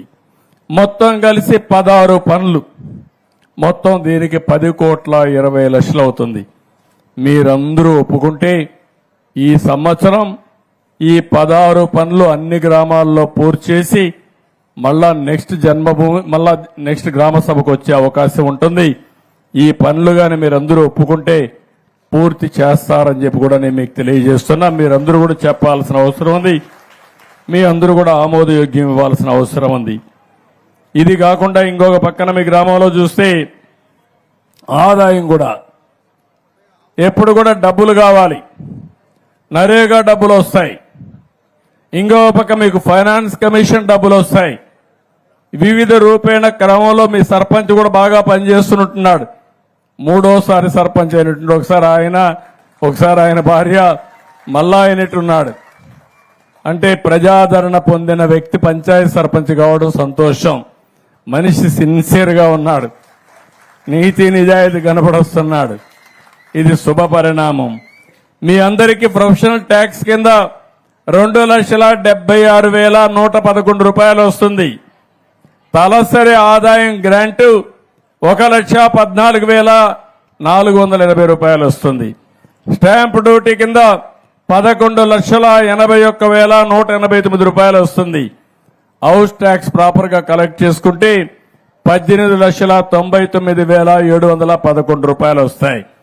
మామిడి యార్డు మార్కెట్ వేలం వల్ల 5,06,54,350 రూపాయలు వస్తుంది. 15వ ఆర్థిక సంఘ నిధులు 72,84,005 రూపాయలు వస్తాయి. మొత్తం ఆదాయం చూస్తే 1,14,09,845 రూపాయల ఆదాయం వస్తుంది. కానీ ఊర్లో జనాభా కూడా 12,000 జనాభా ఉంది. పెద్ద గ్రామం, కొన్ని మండలాలు కూడా ఇంతే జనాభా ఉంటాయి. అలాంటి గ్రామం ఇది.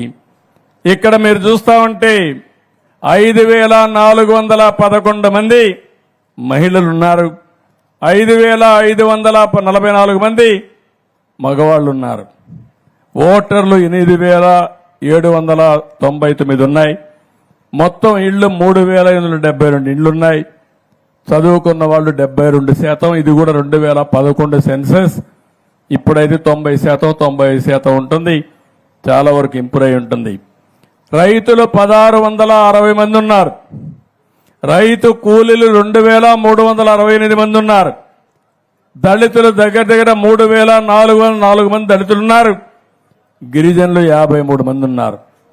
గ్రామంలో భూమి 3,850 ఎకరాలు ఉంది. ఎన్ని కుటుంబాలున్నాయో అంత భూమి ఉంది. అంటే దగ్గర ఒక్కొక్క కుటుంబానికి 1 ఎకరా ఆవరేజ్ వస్తా ఉంది. ఇది ఈ గ్రామంలో ఉండే ఒక అసెస్మెంట్. ఇక్కడ మీరు చూస్తే సెల్ఫ్ హెల్ప్ గ్రూపులు, డాక్రా సంఘాలు నేనే పెట్టాను. ఓసారి నా ఆడబిడ్డలు నన్ను మర్చిపోయారు, కానీ నేను మాత్రం వాళ్ళని ఎప్పుడూ మర్చిపోలేదు. నా మానస పుత్రిక మా ఆడబిడ్డల డాక్రా సంఘాలని చెప్పి నేను మీకు తెలియజేస్తున్నా. ఎంతో మంది వచ్చారు, ఎన్నో ప్రయత్నాలు చేశారు, కానీ మా డాక్రా సంఘాలను ఏమీ చేయలేకపోయారు. మళ్లీ హామీ ఇస్తున్నా, ఈ ఊర్లో 3,335 మంది 316 సొసైటీలు ఉన్నాయి. మిమ్మల్ని పైకి తీసుకొచ్చే బాధ్యత మాదని మరొక్కసారి ఆడబిడ్డలందరికీ హామీ ఇస్తున్నా. ఇళ్లన్నీ ఇప్పుడు చెప్పాను, అవన్నీ కూడా పాతవన్నీ పూర్తి చేసి కొత్తగా ఇస్తాం. ప్రైమరీ హెల్త్ సెంటర్ ఒకటి ఉంది. ఎన్టీఆర్ వైద్య సేవ కార్డులు 1,283 ఉన్నాయి. విద్యుత్ ట్రాన్స్ఫార్మర్లు అయితే 190 దాకా ఉన్నాయి. అయితే ఈరోజు నేను మీ అందరికీ ఇక్కడికి వచ్చినప్పుడు ఇంకొక విషయం కూడా మీకు చెప్పాలి. జీరో పావర్టీ అంటే ఈ ఊర్లో 100% పేదలు లేకుండా వాళ్ళని పైకి తీసుకొచ్చే బాధ్యత తీసుకోవాలి. నేను రాబోయే రోజుల్లో ఒక మెషిన్ కింద ఆలోచిస్తున్నాను. టెక్నాలజీ యుగంలో ఉన్నాం, సంపద సృష్టిస్తున్నాం. కానీ సంపద అంతా కొంతమందికి వెళ్తా ఉంది, చాలా మంది పేదరికంలో బాధపడుతున్నారు. అందుకే జీరో పావర్టీ అంటే ఎక్కడా పేదవాళ్లు లేకుండా మొట్టమొదటిసారిగా వాళ్ళపైన శ్రద్ధ పెట్టి కనీస అవసరాలు వాళ్ళకిచ్చి కనీస ఆదాయం సంపాదించే మార్గం చూపించేదానికి శ్రీకారం చుడుతున్నాం. అందుకే ఒక మాట చెప్పాను, బాగా పైకొచ్చిన 10% కింద నుండే 20% దత్తత తీసుకోవడం, వాళ్ళందరికీ అండగా ఉండడం, వాళ్ళకి ఆదాయం పెంచే మార్గాలు చూపించగలిగితే, ఆ పిల్లల్ని బాగా చదివించగలిగితే పేదరిక నిర్మూలన జరుగుతుంది.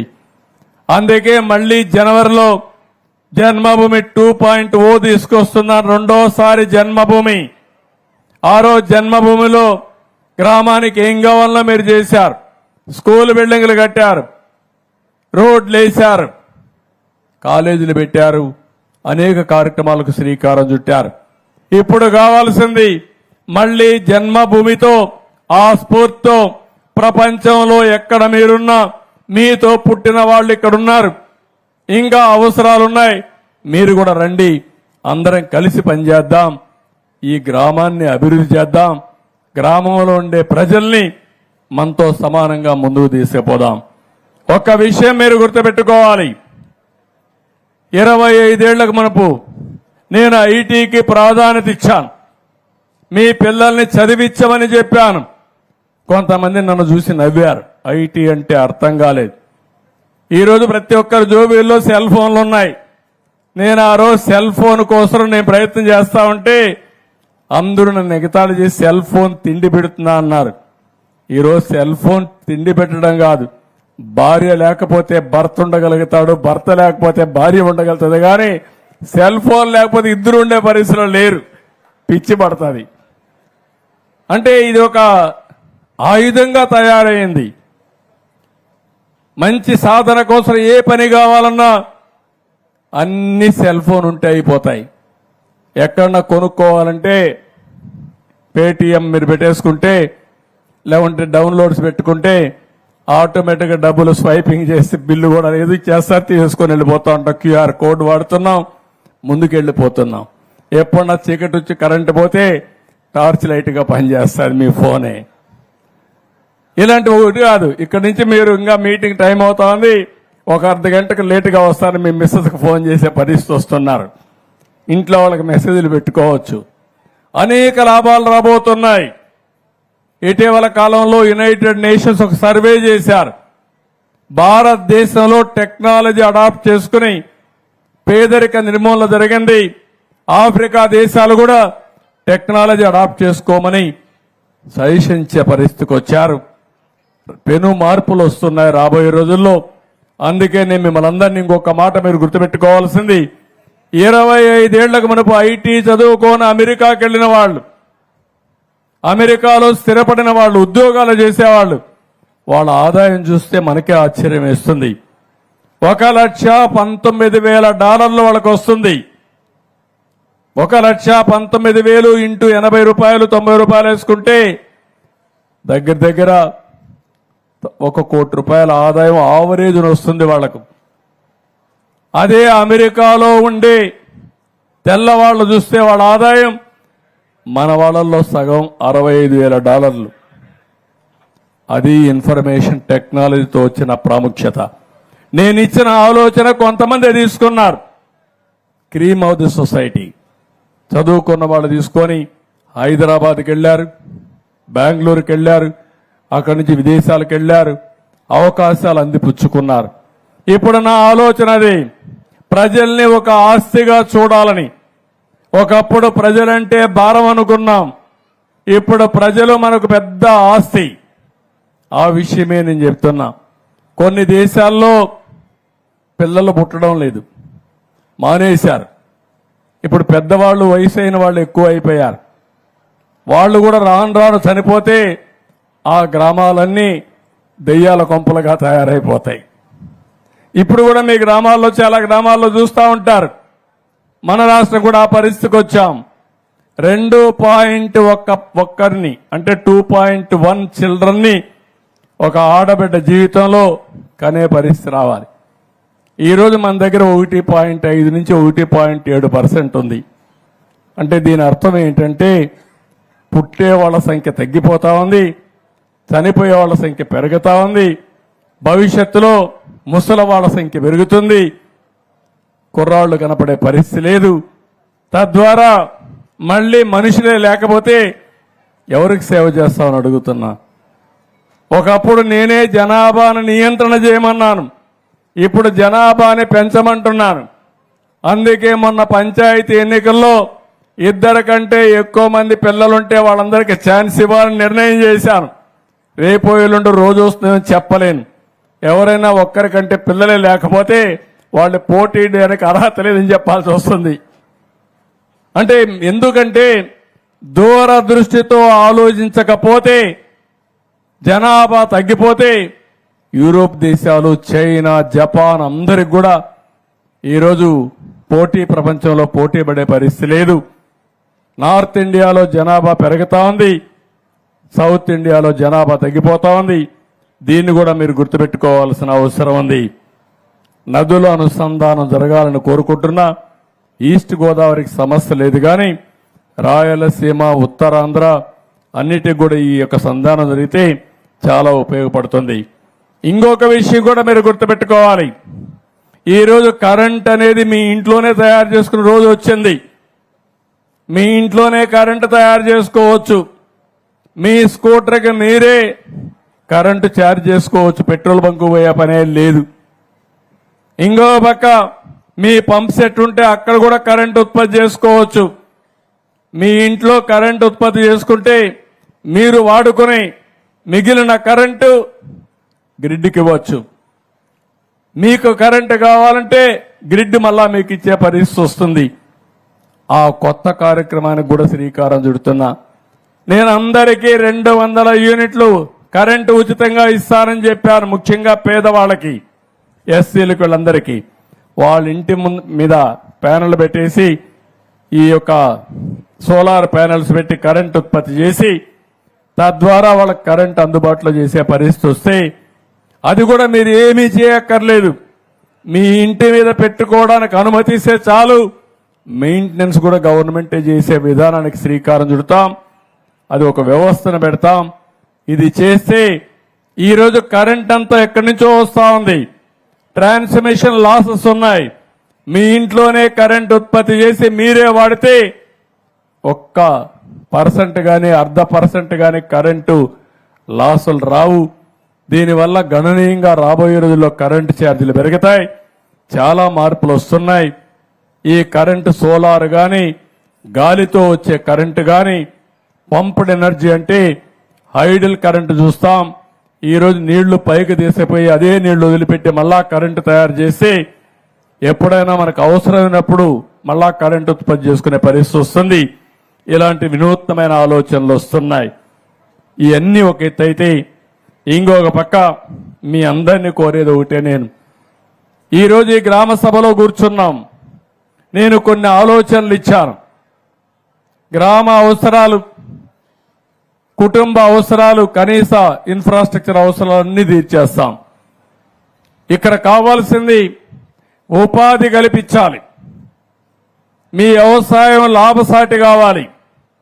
మీ ఊర్లో ఉండే యువత, ఆడవాళ్ళలో కొంతమంది బాగా చదువుకొని మీరు ఇక్కడ ఊర్లోనే ఉంటారు, ఇంటి దగ్గరనే ఉంటారు.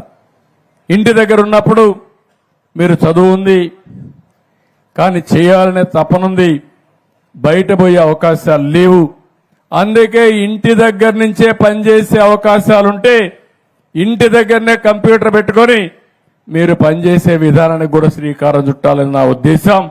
అది యువతకు కూడా ఉపయోగపడుతుంది. వర్క్ ఫ్రమ్ హోమ్ తీసుకొస్తాం. ఈ వానపల్లిలో వర్క్ స్టేషన్లు కడతాం. అవసరమైతే మీ ఊర్లో 50 మంది పనిచేయాలంటే 50 మంది ఆ వర్క్ స్టేషన్ దగ్గర పోయి పనిచేసుకుంటూ ట్రైనింగ్ కూడా ఇచ్చే కార్యక్రమానికి శ్రీకారం చుడతామని చెప్పి నేను మీకు తెలియజేస్తున్నా. భవిష్యత్తులో పనిచేసే విధానాలు మారిపోతున్నాయి. ఒకప్పుడు మనం పనిచేయాలంటే హైదరాబాద్కు పోవాలి, అమెరికాకు పోవాలి.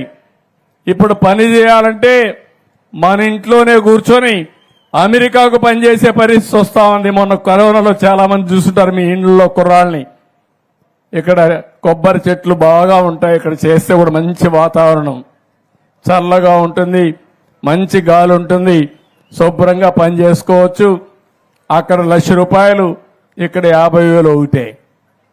ఆ డబ్బులతో ఇంట్లో అమ్మా నాన్న చూసుకుంటూ ఆనందంగా ఉండే అవకాశం వస్తుంది.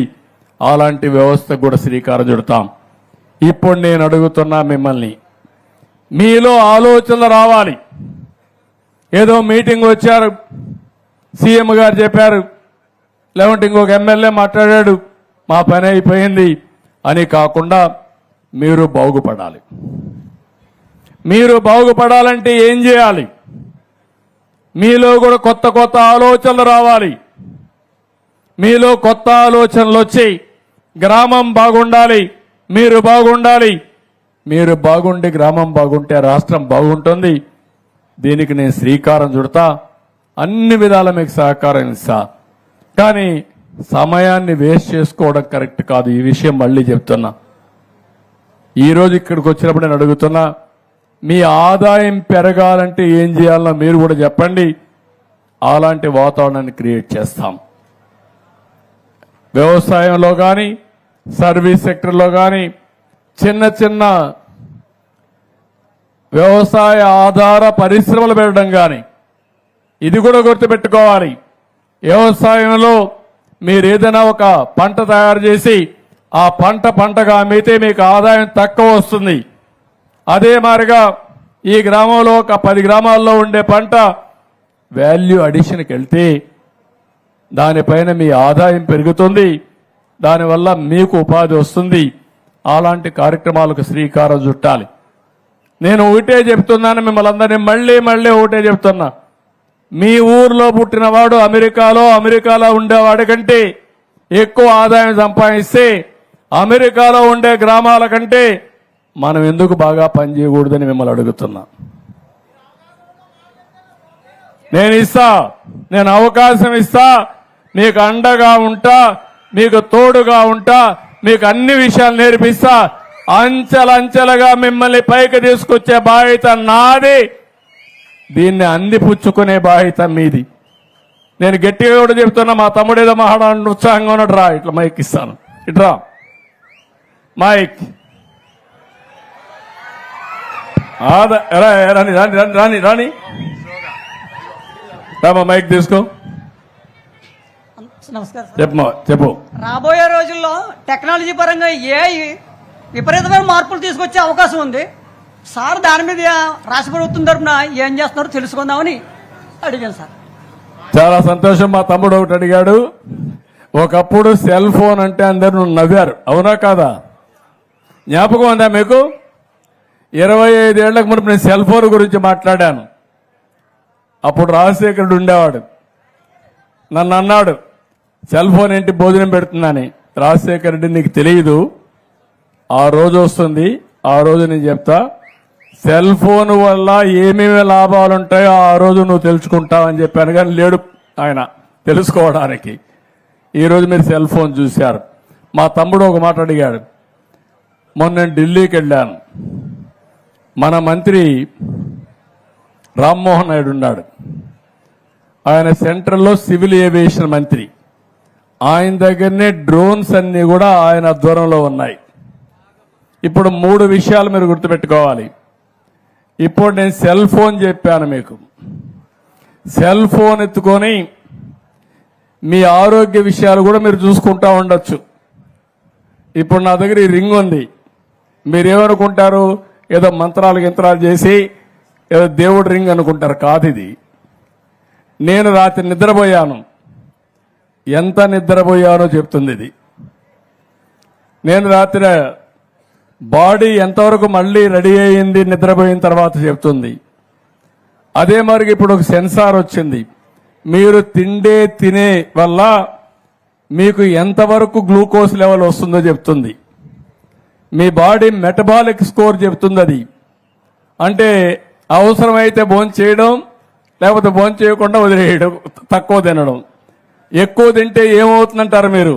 ఎక్కువ తింటే ఏమవుతుందంటే షుగర్ వస్తుంది, మీ శరీరమే షుగర్ ఫ్యాక్టరీగా తయారవుతుంది. తర్వాత ఏది తిన్నా కూడా షుగర్ అయిపోతూ ఉంటుంది. అలాంటివి రాకుండా ఉండాలంటే మన ఆరోగ్యం మన చేతుల్లో ఉంది. సెల్ ఫోన్ వల్ల అలాంటివి వస్తాయి.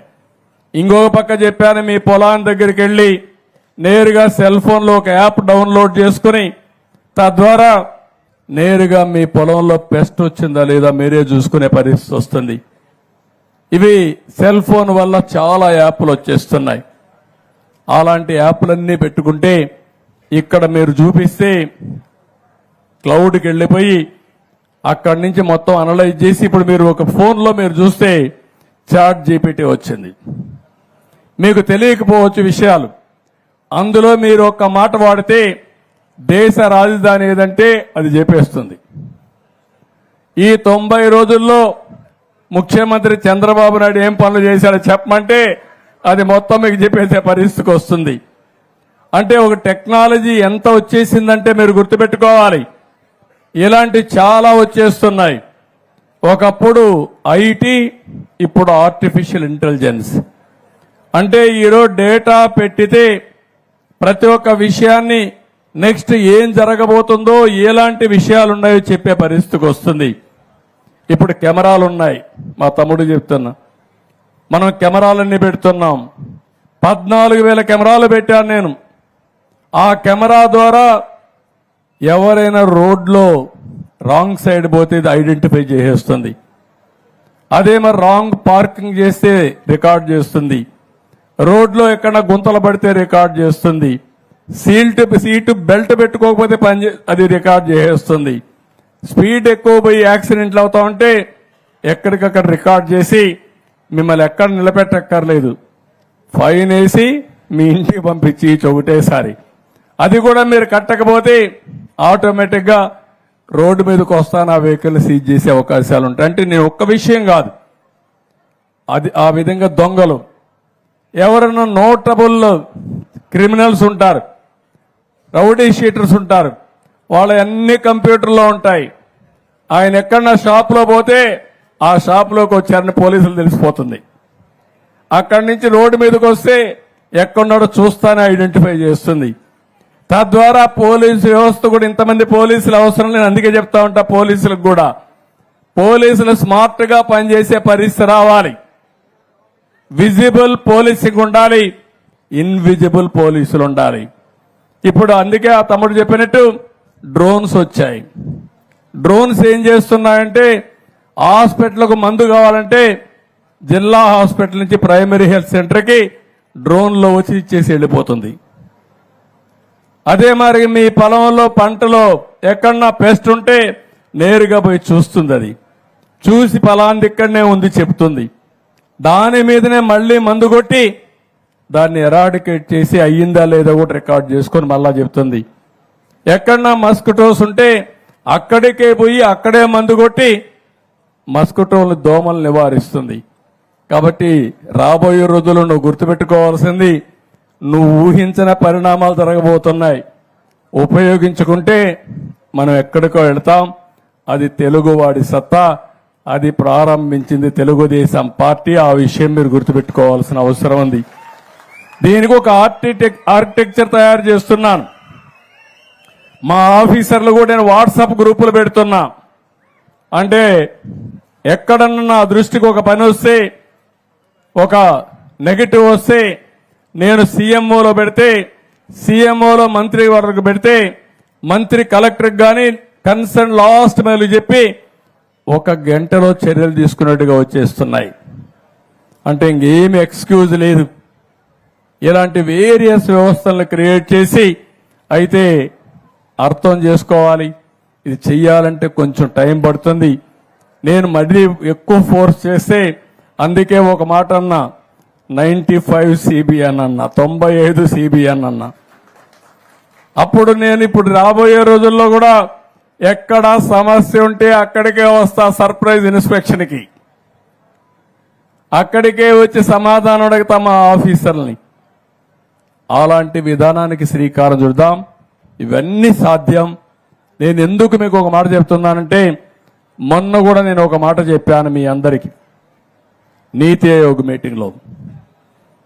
2047 భారతదేశం నెంబర్ 1 గానే నెంబర్ 2 అవుతుంది. 2029కి ప్రపంచంలో భారతదేశం 3వ స్థానంలోకి వస్తున్నాం. బాగా పనిచేస్తే నెంబర్ 1కి వస్తాం. ఆంధ్రప్రదేశ్ రాష్ట్రం భారతదేశంలో నెంబర్ 1 గా ఉండాలి. ప్రపంచంలో ఇండియన్స్ నెంబర్ 1 గా ఉంటారు. అందులో తెలుగువాడు అగ్రస్థానంలో ఉండాలనేది నా లక్ష్యం. దానికోసం పనిచేస్తున్నా. ఇప్పటికే ప్రపంచంలో తలసరి ఆదాయంలో ఎక్కువ సంపాదించేవాడికి ఎవరంటే దానికి చిరునామా తెలుగువాడు. ఎన్నేండ్లు? 25 ఏళ్లు. హైదరాబాద్ ఎప్పుడు ప్రారంభించాం తమ్ముళ్ళు? 95 కదా. 95కు ముందు 90 తర్వాత వ్యత్యాసం ఉందా లేదా అని మిమ్మల్ని అడుగుతున్నా. వానపల్లి ఎందుకు తయారు చేసుకోవాలా మరిగా? ఏంటి మనం తక్కువ? కానీ తక్కువ కాదు, కానీ మీ ఆలోచనలో తక్కువగా ఉంది. నేను చెప్తే మీ అందరికీ ఈయన ఇట్లనే మాట్లాడతాడులే, ఈయన ఏదో చెప్తా ఉంటాడు, గాల్లో మేడలు కడతాడు, గాల్లో మేడలు కట్టలా. నేను రాబోయే రోజుల్లో ఏం జరగబోతుందో 20 ఏళ్లకి ముందుగానే చెప్పి మిమ్మల్ని అందరినీ అప్రమత్తం చేయడం మా బాధ్యత. చేస్తా. ఈసారి గట్టిగా ఉంటా. 5 ఏళ్లలో మీరు ఊహించని అభివృద్ధి చేసి నా నిజాయితీ నిరూపించుకుంటా. మిమ్మల్ని పైకి తీసుకొచ్చే బాధ్యత మాది. ఈ కూటమిది నాది గాని పవన్ కళ్యాణ్ గారు గాని మీరు మమ్మల్ని చూస్తున్నారు. మేము ఏ విధంగా పనిచేస్తున్నామంటే ఈ రాష్ట్రానికి మంచి జరగాలి, మమ్మల్ని నమ్ముకున్న ఈ జాతి పైకి రావాలని ఏకైక లక్ష్యంతో పనిచేస్తున్నాం. ఇది సాధ్యం, చేస్తాం. ఇంకెవరన్నా ఉంటే డౌట్లు ఉంటే మీరు రండి నాకు చెప్పడానికి. చెప్పు, ఇట్రా, నువ్వు రా, ఎగిరి పడుతున్నారమ్మా. ఇంకెవరన్నా ఉంటే మాట్లాడండి. గ్రామ సభలో మీకు కావాల్సిన పనులు చెప్పండి, లేకుంటే మీ ఆలోచనలు చెప్పండి. గ్రామాన్ని ఎట్లా బాగు చేస్తాం చెప్పండి. మేధావులు ఎక్కడో ఉండరు, మనలోనే ఉన్నారు మేధావులు. కానీ ఆ మేధో శక్తిని ఉపయోగించుకోవడం మనందరి బాధ్యత. ఆ తమ్ముడికి రా, తమ్ముడు.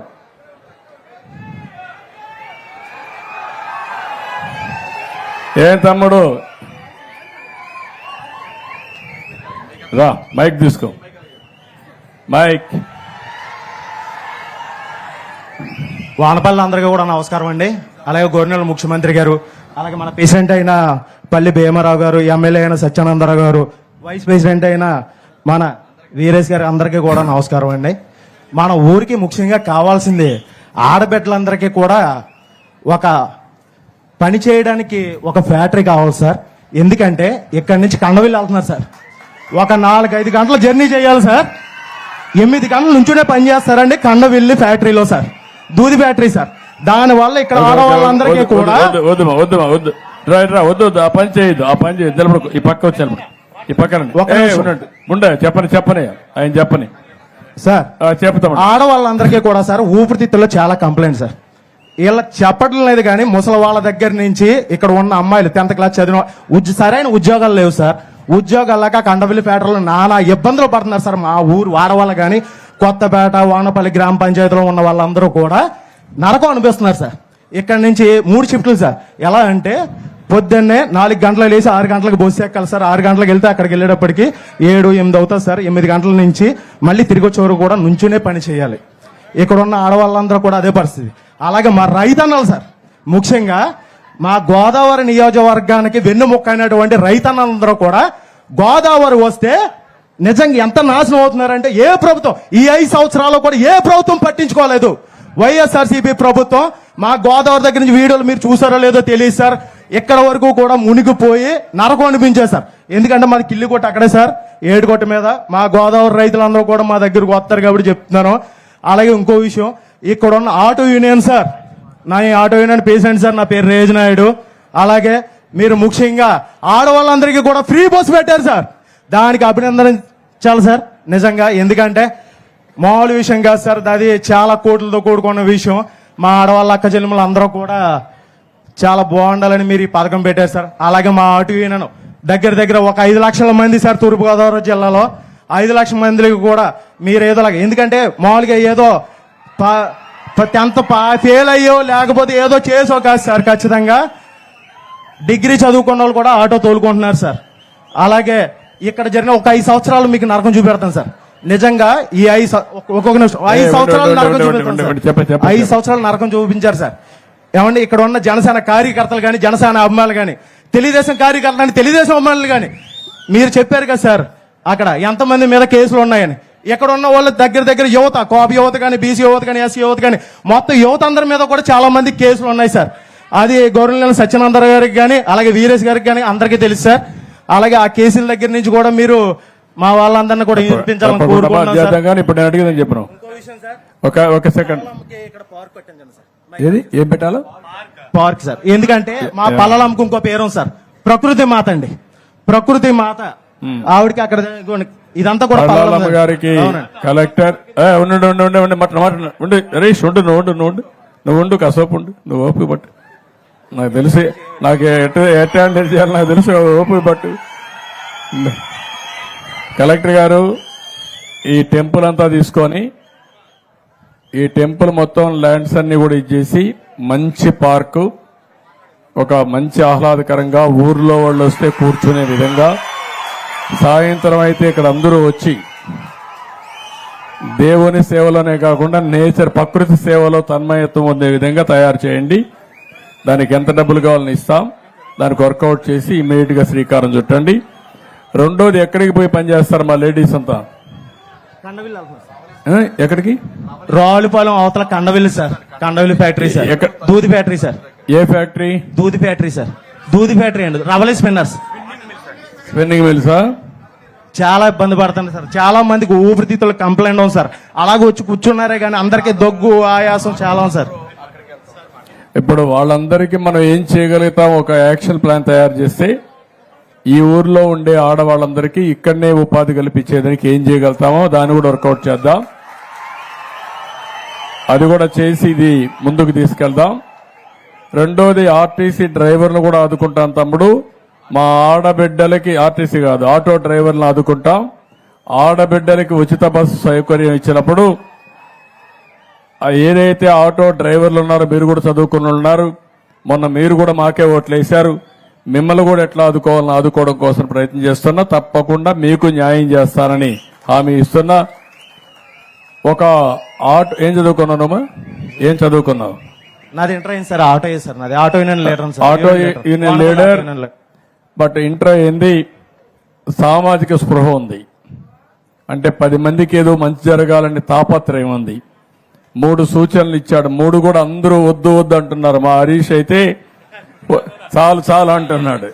చాలు కాదయా, నీకు ఓపిక ఉండాలా, హ్యూమన్ యాంగిల్ ఉండాలా, మీరందరూ లీడర్లు మారాలా, మారి ప్రజలతో మమేకం కావాలి. 5 నిమిషాలు లేట్ అయితే కొంపలేం కూలిపోగాని ప్రజలు చెప్పింది విని ఆ సమస్యను పరిష్కారం చేసే దిశగా మీరు పనిచేయాలి, అడ్మినిస్ట్రేషన్ పనిచేయాలి. మీరే కాకుండా నీ ఆటో ఏంటి తమ్ముడు? ఇప్పుడు నీ ఆటో డీజిల్ ఆటోనా లేదా పెట్రోలా? Diesel auto sir. ఇప్పుడు ఏ రోడ్లు? అన్ని మంచి రోడ్లు అనేవి లేదు సార్, ఎక్కడికక్కడ గోతుకులు మీకు తెలియదేమో సార్. మా సత్యనందరావు గారిని అడగండి సార్. ఇప్పుడు నీ దగ్గర నేను హాస్పిటల్ తీసుకెళ్ళకుండా డెలివరీ ఇవ్వండి సార్. ఎలక్ట్రికల్ ఆటో ఇప్పిస్తే నువ్వు దాంతో తక్కువ ఇది చేసుకోగలుగుతావా? పోతుంది ఇప్పుడు అంటే గోతులు ఎక్కువ ఉంటే? గోతులు ఎక్కువ ఉంటే ప్రాబ్లమ్స్ ఎక్కువ వస్తాయి సార్ ఎలక్ట్రిక్ ఆటో. ఇది అయిపోయి మళ్ళా నీతో మాట్లాడతాను, నీకేం చేయాలో చూస్తాను.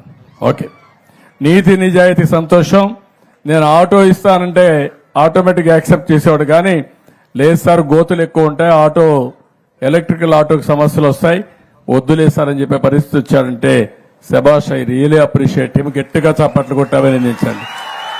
అలాంటి వాళ్ళు సమాజానికి అవసరం. రమ్మ మైక్. ఇప్పుడు ఈయన మాట్లాడలేడు, ఈయన ఎప్పటి నుంచో ఎన్టీఆర్ ఉన్నప్పటి నుంచి చేశాడు. పాపం ఆయన ఆరోగ్యం బాగాలేదని చెప్పాడు. ఈయన సూర్యనారాయణ పోలిశెట్టి వీర వెంకట సత్యనారాయణ, ఇక్కడే చల్లపల్లి. ఈ ఊరు కదమ్మా? ఈ ఊరు కాదండి, చలపల్లి నుంచి అండి ఎప్పటి నుంచో ఓకే. మిమ్మల్ని చూడాలని ఆశ. అమలాపురం దగ్గర అలాగే. చలపల్లి ఓకే అమ్మ. ఇప్పుడు అతనికి ఇబ్బంది ఉంది, ఒక 50,000 రూపాయలు ఆర్థిక సహాయం చేస్తాం. ఏం కావాలమ్మా, నీకేం కావాలని అడుగుతున్నా? పిల్లలు మాటలు రాని పిల్లలేనండి, ఆయన మాటలు రావండి. ఇప్పుడు ఏం చేయాలి దానికి? కుటుంబ పోషకారం ఆయన వల్ల ఆయన ఏమీ చేయలేకపోతున్నారు. ఏం కావాలి? అదే మీరు దాని సహాయంతో అదేమ్మా, ఏం చేస్తే అవుతుంది? ఏం చేయాలి? మరి మీకు కొంచెం అగలంగా అయితే ఏమన్నా ఇల్లు కూడా పాడైపోయిందండి, ఇల్లు కూడా కట్టుకోవాలి. ఒక 1,00,000 రూపాయలు ఇవ్వండి, మళ్ళా 5 నుండి ఇల్లు అవన్నీ కట్టించండి, శాంక్షన్ చేయండి. దాన్ని చేయమండి, ఇల్లు అవన్నీ శాంక్షన్ చేస్తాం, 1,00,000 రూపాయలు ఇస్తాం. ఓకే ఎప్పుడు ఓకే అమ్మ తల్లి, థ్యాంక్ యూ. ఇంకెవరన్నా ఏమైనా చెప్పే పరిస్థితిలో ఉన్నారా? గ్రామానికి ఒక సందేశం, ఒక ఆలోచన. మీరు ఇచ్చిన పిటిషన్లన్నీ కూడా నేను ఎగ్జామిన్ చేస్తున్నా, ప్రతి ఒక్క పిటిషన్ కి సమాధానం చెప్తాను. ఫిర్యాదులన్నీ కూడా మీకు ఏవైతే సాధ్యం, రా తమ్ముడు ఇట్రా, అతను రా, ఏవైతే ఆచరణ సాధ్యమో అన్ని పూర్తి చేస్తాను. ఇంకా తమ్ముడు వచ్చి పైకి వచ్చి మాట్లాడు, పైకి రా ఇట్రా. నా పేరు గంటూ సతీష్ బాబు సార్. మాకు ఉభయ గోదావరి జిల్లాలో నువ్వేం చదువుకున్నామా? నేను ఇంటర్ చదువుకున్నాను సార్. చెప్పమా. మాకు ఇష్ట గోదావరి గోదావరి ఇంకా మా ఇక్కడ గోదావరి ఉందండి. ఇక్కడ జింకలు చాలా మటుకి వందలాది జింకలు ఉన్నాయండి.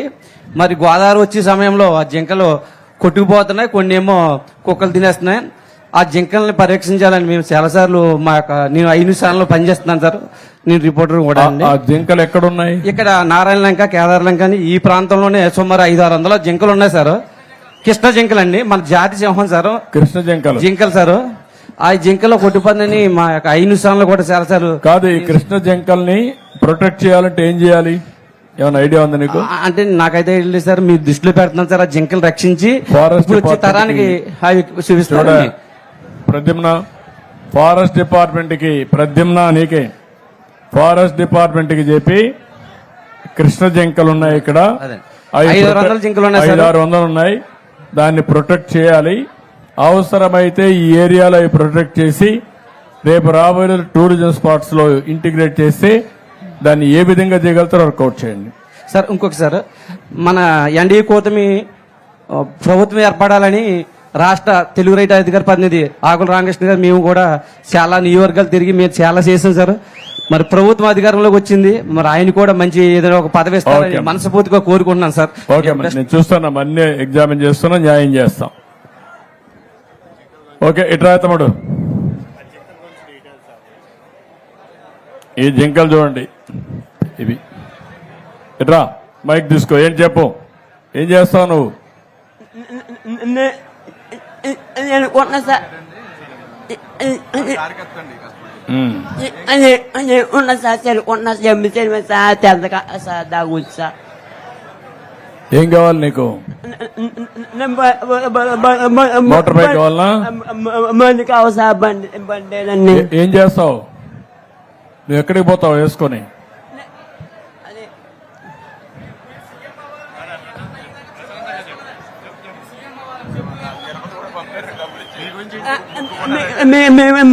ఉంచి సీఎం అవ్వని కోరుకున్నా సార్. నేను తిరుపతి వెళ్ళడానికి మొక్కుకున్నా సార్. మీకు సార్ ఇతనికి స్కూటర్ ఒకటి కొనివ్వండి. ఎట్రా, అది నేను electric scooter, electrical EV scooter ఒకటి కొనివ్వండి. ఇంట్లోనే ఛార్జ్ చేసుకుంటాడు, తిరుగుతాడు.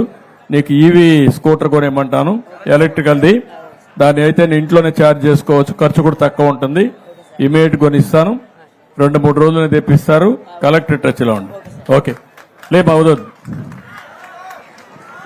ఓకే, విత్ దిస్ ఇట్రా తమ్ముడు, ఇట్రా.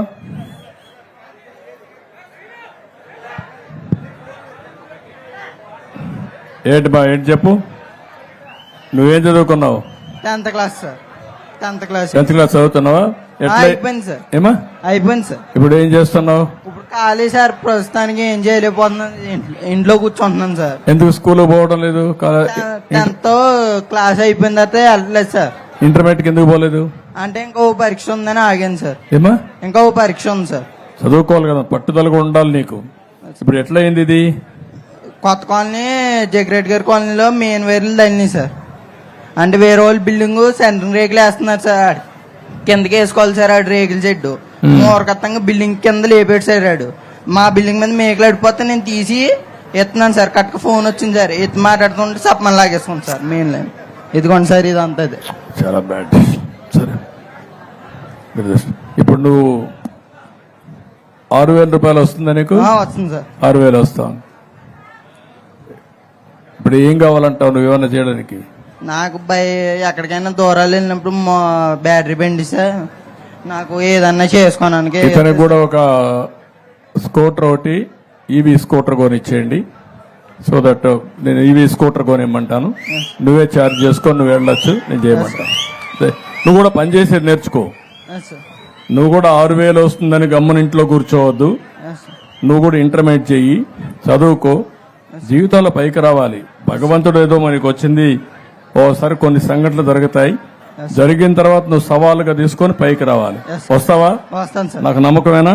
నాకు మాట ఇస్తావా? మాట ఇస్తున్నాను సార్. ఇంటర్మీడియట్ పాస్ కావాలి, బాగా చదువుకోవాలి, నువ్వు పైకి రావాలి. నీకు చదువుకోవడానికి ఏం కావాలి నేను చేస్తా, సరేనా? ఓకే ఓకే అమ్మా. అందరికీ ఇట్రామ్మా, ఇట్రా. అందరూ రాసివ్వండి, ఆ కాగితాలు రాసేయండి. అన్ని ఇక్కడ చేయలేం కానీ రాసేయండి. ఏంటమ్మా, ఏంటి చెప్పు.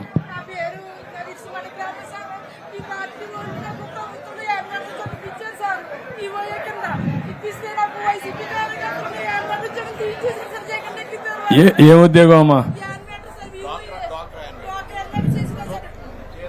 అది చేద్దాం చేద్దాం చేద్దాం. ఏమి ఇమ్మంటాం? వద్దాం వద్దాం వద్దమ్మా వద్దాం.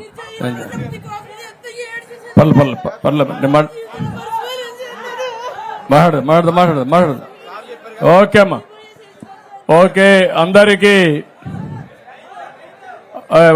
ఉండు. అందరికీ విజ్ఞప్తి, నేను వచ్చినప్పుడు మీరంతా కూడా స్ఫూర్తిదాయకంగా అందరూ ముందుకొచ్చి చాలా విషయాలు చెప్పారు.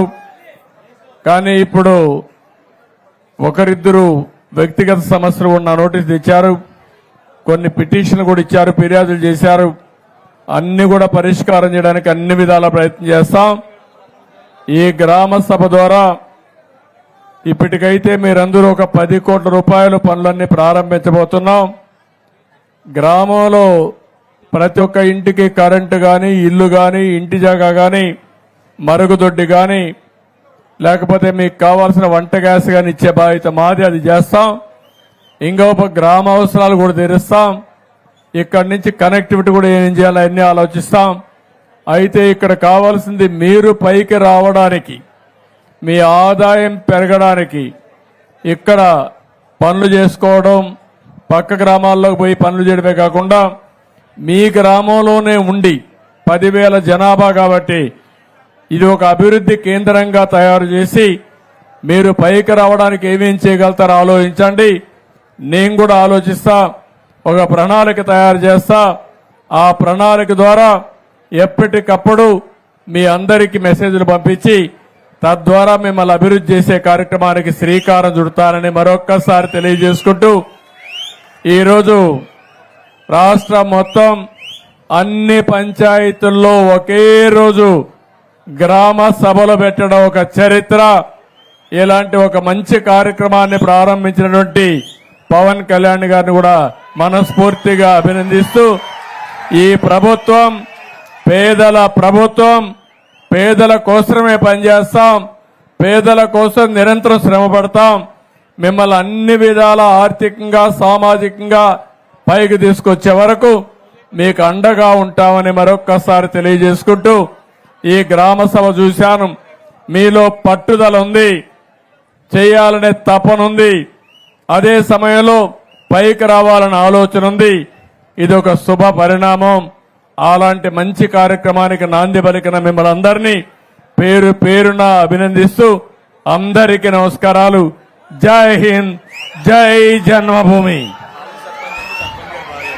ఓకే మా గుడ్.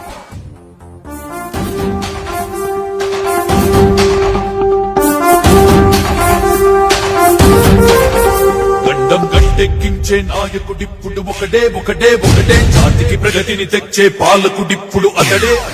హలో, మీరు ఈనాటి కార్యక్రమానికి స్వర్ణ వానపల్లిలో స్వర్ణయుగానికి నాంది పలికి మన కోనసీమ బాగోలు నాంది పలికిన గౌరవనీయులు పూజ్యులు శ్రీ నారా చంద్రబాబు నాయుడు గారికి, మన ముఖ్యమంత్రి ప్రీతి ముఖ్యమంత్రికి ప్రత్యేక ధన్యవాదాలు.